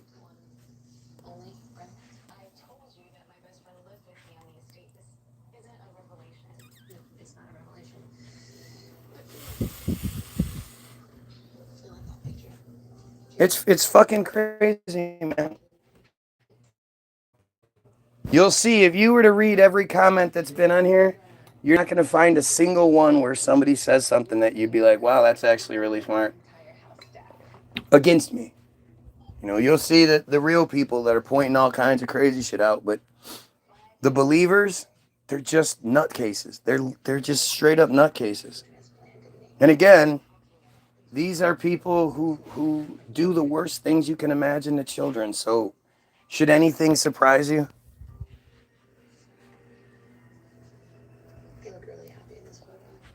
You know, if I was wrong about anything, you think they're like waiting for the right time to drop this really great argument that they've been saying, and until then they're just going to look as dumb as possible? Or they don't have it. Nobody is sitting on some great argument just waiting to drop it. If they could debunk anything I'm saying, they would. You see them try to pick and choose little pieces of, oh, well, you said, well, what about the, well, instead of just addressing what I'm saying directly to them, they're trying to change subjects. They're trying to, obfuscate. Look over here. No, look over there. This is all the evidence that I can provide you. Right? I'm not going to provide you with a letter from Trump signed that says, Guy Williams is right about everything. And even then, you wouldn't believe it. You'd say it was fake. I'm asking you to think about it. I'm asking you for common sense. You tell me what I'm wrong about. I'm not trying to tell you to believe anything. I'm telling you what I believe. And if I'm wrong, by all means, explain it to me. Because I didn't start off this way. Nobody starts off this way. It takes years and years to get here. I was wrong about lots of things. 20 years ago, I would have said, you can't say these things about Israel. You can't say that. That's not fair to generalize. I wouldn't have gone with the God's chosen anything like that. I never believed in any of that bullshit. But you can't just generalize one group of people. I didn't know. I also would have told you the key to the problem is actually the Catholic Church. They're the ones that run the show, blah, blah, blah. I would have said that. I didn't know. I never realized that, hey, you ever notice how all the cardinals and shit, all the highest ranking clergy, they all wear yarmulkes. Why do they all wear yarmulkes? Don't you think that's a little weird? Why are all these high-level Christians wearing the little tiny hats? Underneath the big hat. They'll wear it underneath another hat so you can't see it. Atheism is the acknowledgement that the individual rejects religious beliefs of the unseen forces. Atheism is that I don't believe in any of your dumb shit. That's what it comes down to. I'm actually the logical, reasonable one here. I can't prove your shit doesn't exist because how do you prove something doesn't exist? As I always say, prove there's not a leprechaun dancing around in my hand right now. I know I have faith he's there. You don't have faith. There's a leprechaun. Hidely, you don't see him? He grants wishes and shit. Oh yeah. You just have to have faith he's there. And if you have faith, well, you don't need proof when you have faith. You know how stupid you sound? So they can argue more, and as long as you as in opposition, you already have acknowledgement towards it. That's not true. That's a weak-ass straw man argument. I'm not arguing the existence of something. I'm arguing your belief in the thing. You know? It's like the stupid people that when you say, what about what Trump does? And they go, oh, so you're a Biden supporter? The God is bullshit. Oh, so you believe in the devil? No. It's all bullshit, you dumbass. I'm arguing against other people's narrative, not an existence of it. That's such a desperation argument. So instead of actually making an argument for your thing, you're trying to be clever and catch me slipping, and instead of just answering for simple shit, why don't you just tell everybody, I'm still waiting for that person to come in here and tell us what proof they have that their version of their religion is the right one and all of the rest of them are wrong. That shouldn't be such a hard thing for you to do, but sure does seem like it is. It's so sad watching this because you're not going to win this. Oh, yeah. Because it sure seems like the friars are winning the war right now, right? Especially the war of social perception, right? Yeah, there's so much friar support and Israel support all over the internet right now. All the Goyim are just them some Israel and some friars right now, right? Yeah, we're not winning. Keep living in your little delusion or world. Right? He's already won in his own mind. No. You guys are still allowed to rape children. So until that's not the case, I have not won. Exactly. No one can prove their religion. They simply believe something that they were told. Exactly. Something that they were told and that they liked. You know, they're given all sorts of different choices. You're given all sorts of different choices. You pick which one you like, and that's the one you go with.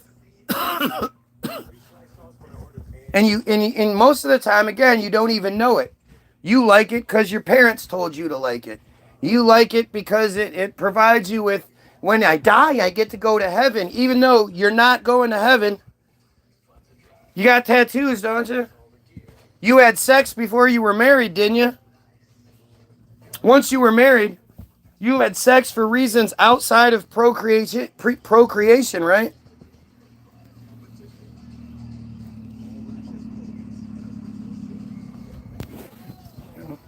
If you had sex outside of procreation needs, you're going to hell. And then there's all kinds of other dumb shit you're going to hell for. There's all kinds of shit that you don't even know you're doing. Any woman that's on here, I brought it up earlier. Nobody addressed it, but 1 Timothy 2:12 says, I permit no woman to teach or have authority over a man. She is to keep silent. Guess you don't really believe in the Bible very much, do you, you dumb broads? Don't argue with this guy. We got another police officer here. Another chat police officer. He doesn't read comments and just makes up arguments in his head and is mad at the world because he's unemployed and sad and wants to get mad at people. Yeah, let's leave out the pedophilia part, right? Hates pedophiles, hates the friar slavery, hates the genocide going on. Let's leave those parts out, though. So true, says the desperate friar. People who made up their gods were trying to explain a natural world. No, how do you know that? That's just the narrative you've been given. The people who made up the gods were trying to control the people around them. They were chosen after whatever reset happened by the directors of the TV show. And they were given got to create the narrative. Got to repopulate the cities. The evidence is there. There's so much evidence for it. So many different pictures exist of huge ancient cities, not ancient, but huge cities from the 1800s and early 1900s, empty. Completely empty. Waiting to be populated. It's all there for you. Tartaria is a huge part of this, but we can't know the truth until we overthrow the friars that control the information, so it's kind of a double-edged sword. Not math is necessary to believe in God. Israel Amnesty Movement gets 3 million views on Instagram while you only have 17, and yet you're here every day crying and begging for people to stop watching me. Seems weird. I would imagine you 3 million, especially on act.il, I would imagine you're getting together trying to figure out what you can do. Trying to figure out how you can maintain. Hey, somebody said something I don't like. Meh.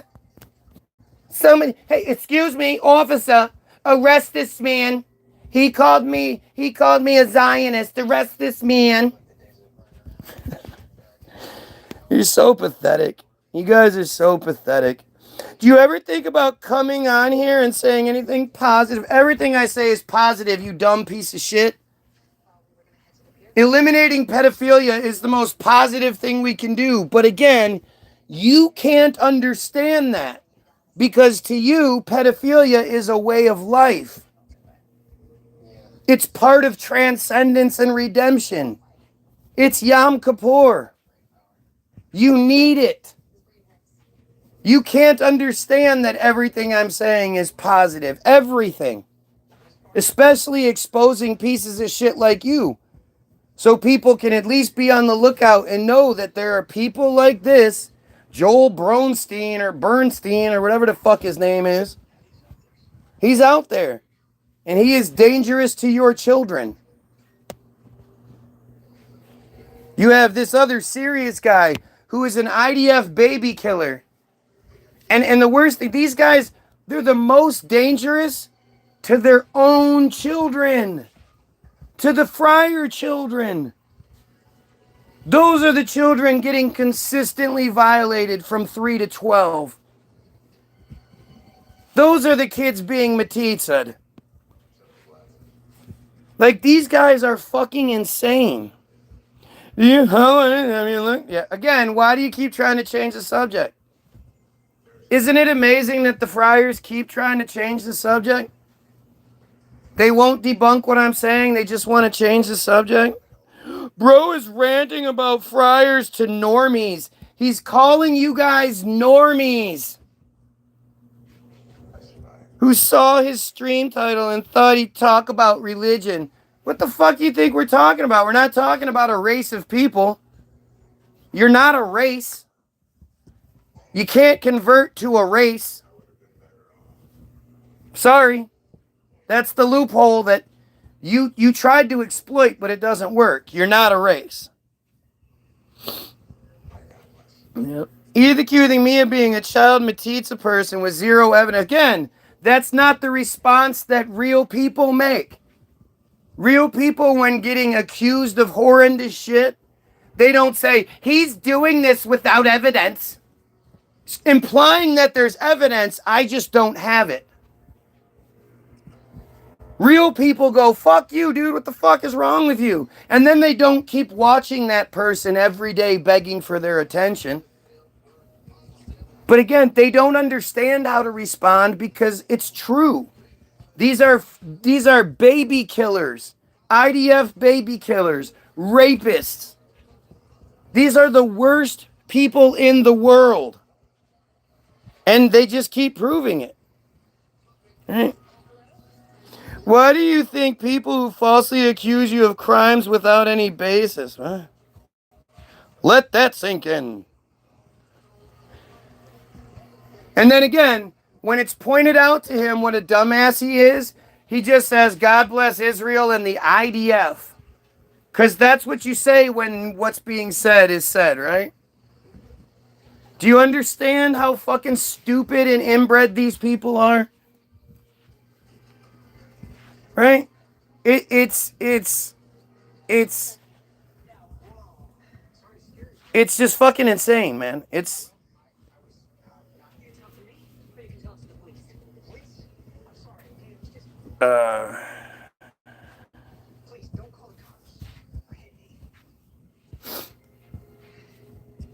just disgusting, man. It's a level of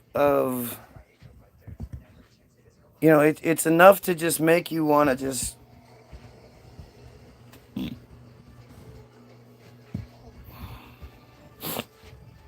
it should be enough. Like, again, this is who we're talking about.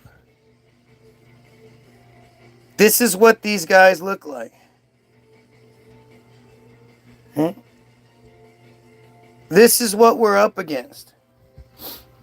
And if you go against this, they're gonna say, "Oh, you have a psychosis.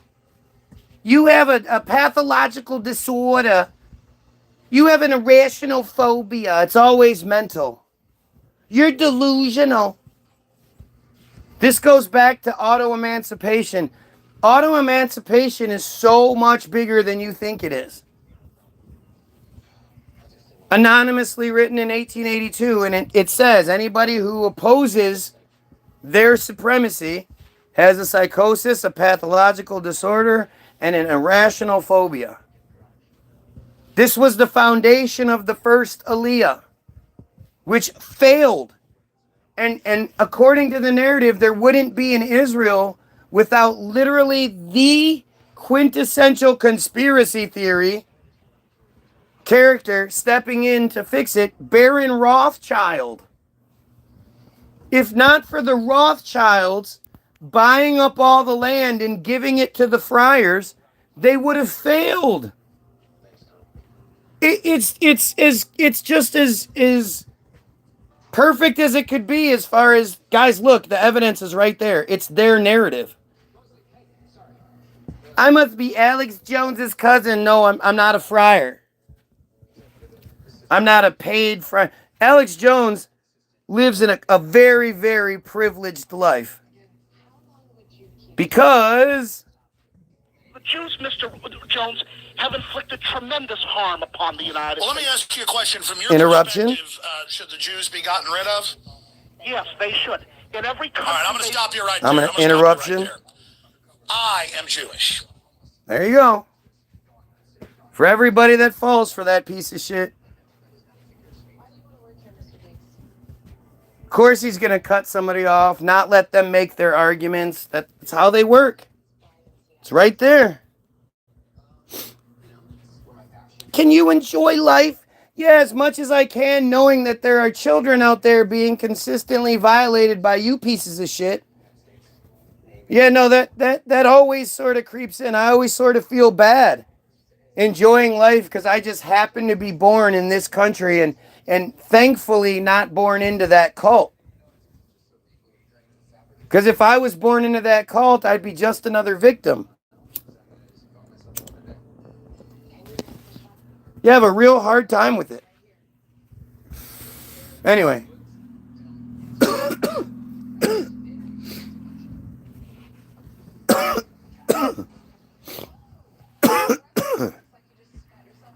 You have yourself a fucking... There are cults in this country. Fuck yeah, they are. They're called religions. They do crazy shit that you would never accept from anybody if they were just like, oh yeah, so I cut that baby's wiener and then I sucked on it. Yeah, what's wrong with that? You know, it's for a ritual I was doing. Yeah, it's to protect him. Yeah, it's to keep God, you know, keep him favor from Hookitook, the God that we believe in. So yeah, my little group of people, we believe in Hookitook, and Hookitook demands that we do that. So you okay with that? Like nobody would be like, yeah, that's fine, as long as you're doing it for religious reasons. Yeah, no, we do soul correction. We all stand in a circle, naked, and we have kids inside the circle naked, and we read from the book of Hookitook, and then we all just rape the shit out of them. Yeah, no, it's all part of our religious stuff. Yeah, it's okay, right? Hey, it's fucking insane. Soul correction, look it up. Soul correction.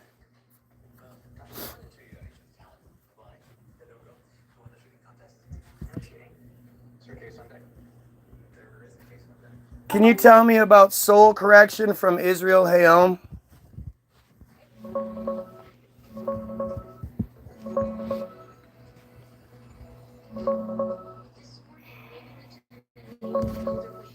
Pedophile pieces of shit. It's from a recent Israel Hayom investigation. Sorry, I interrupted you. That whole soul correction story? No worries, it happens. Israel Hayom's piece linked soul correction to claims of naked group rituals involving children and rabbis in some ultra-Orthodox circles, supposedly to fix spiritual damage from abuse. The article stirred up a ton of backlash. Critics called it sloppy, biased, or outright inflammatory. It fits into broader debates about child protection in insular religious communities, where secrecy can hide real problems, but also lets rumors spiral. If you want... Wow, you sure are protecting them. This has nothing to do with rumors or anything like that. This is all pretty much just or verified by the article as happening every 2 weeks. Am I not correct?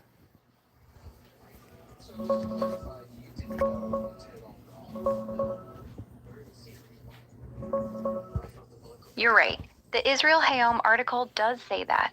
According to the court document and survivor testimonies, these soul correction ceremonies happened about every 2 weeks after Torah lessons. It's presented as organized group rituals with nudity, prayers, candles, and kids in the middle, framed as spiritual correction through suffering, including rape and abuse. But it's based on anonymous women's accounts and one court doc, not courtroom convictions.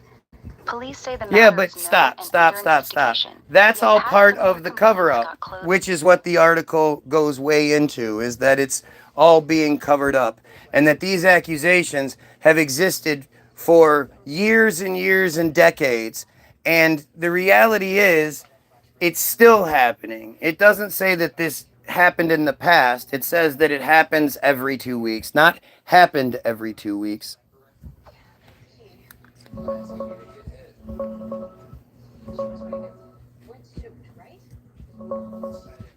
You're right.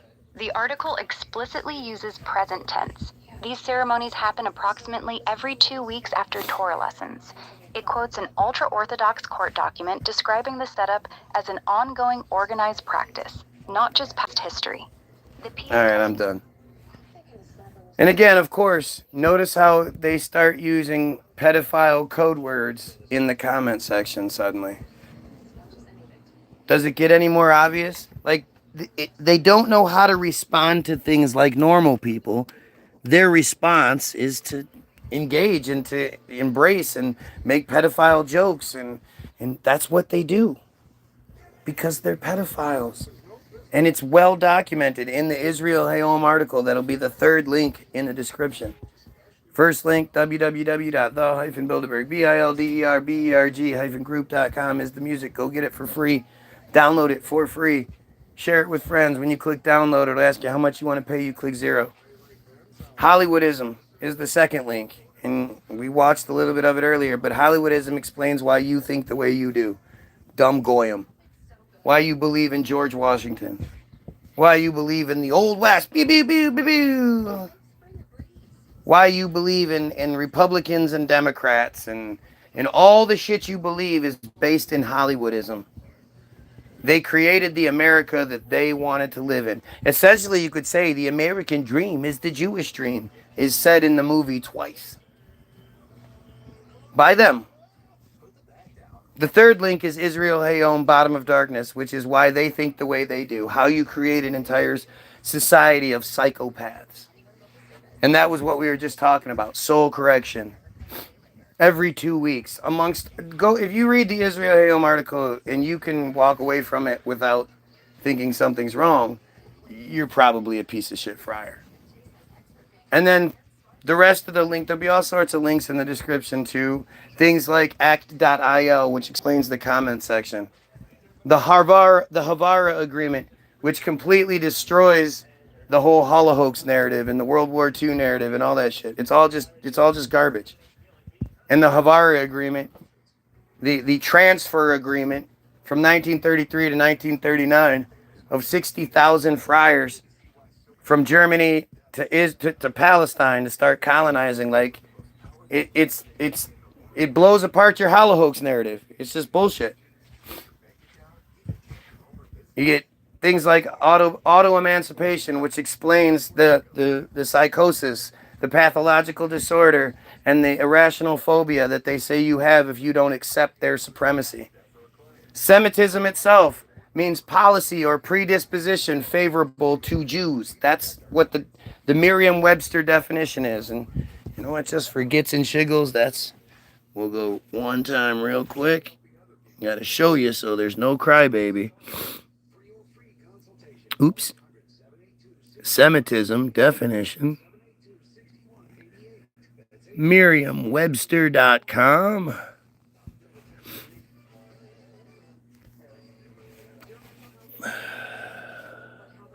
Come on, Merriam-Webster.com. Get to loading. The hell?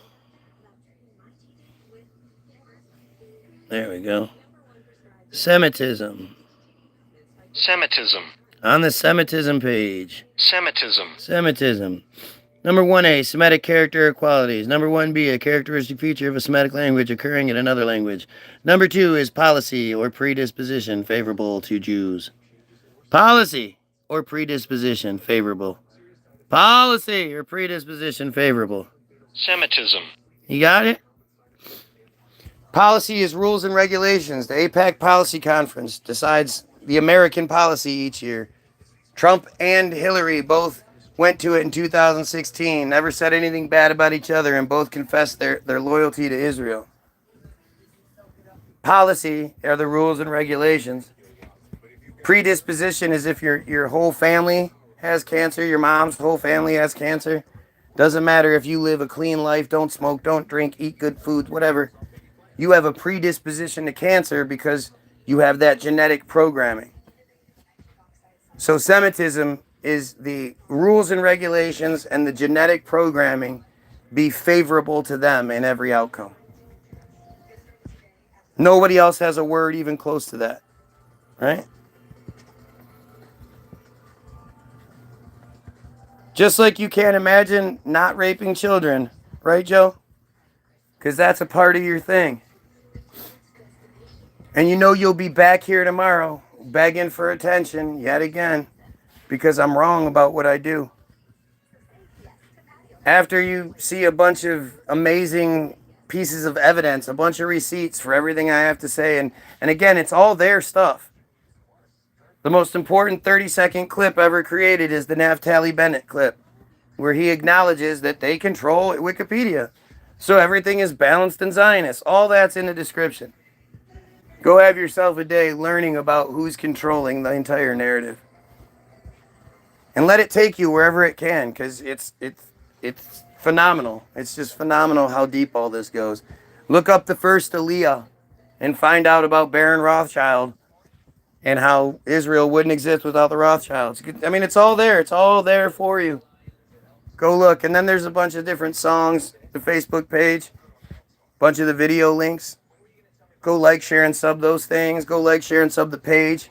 If I'm not live here, I'm live there. Like, share, and sub this page. And most importantly, you pedophiles, Joe, Sirius, you guys, fucking kill yourself. Have a great day.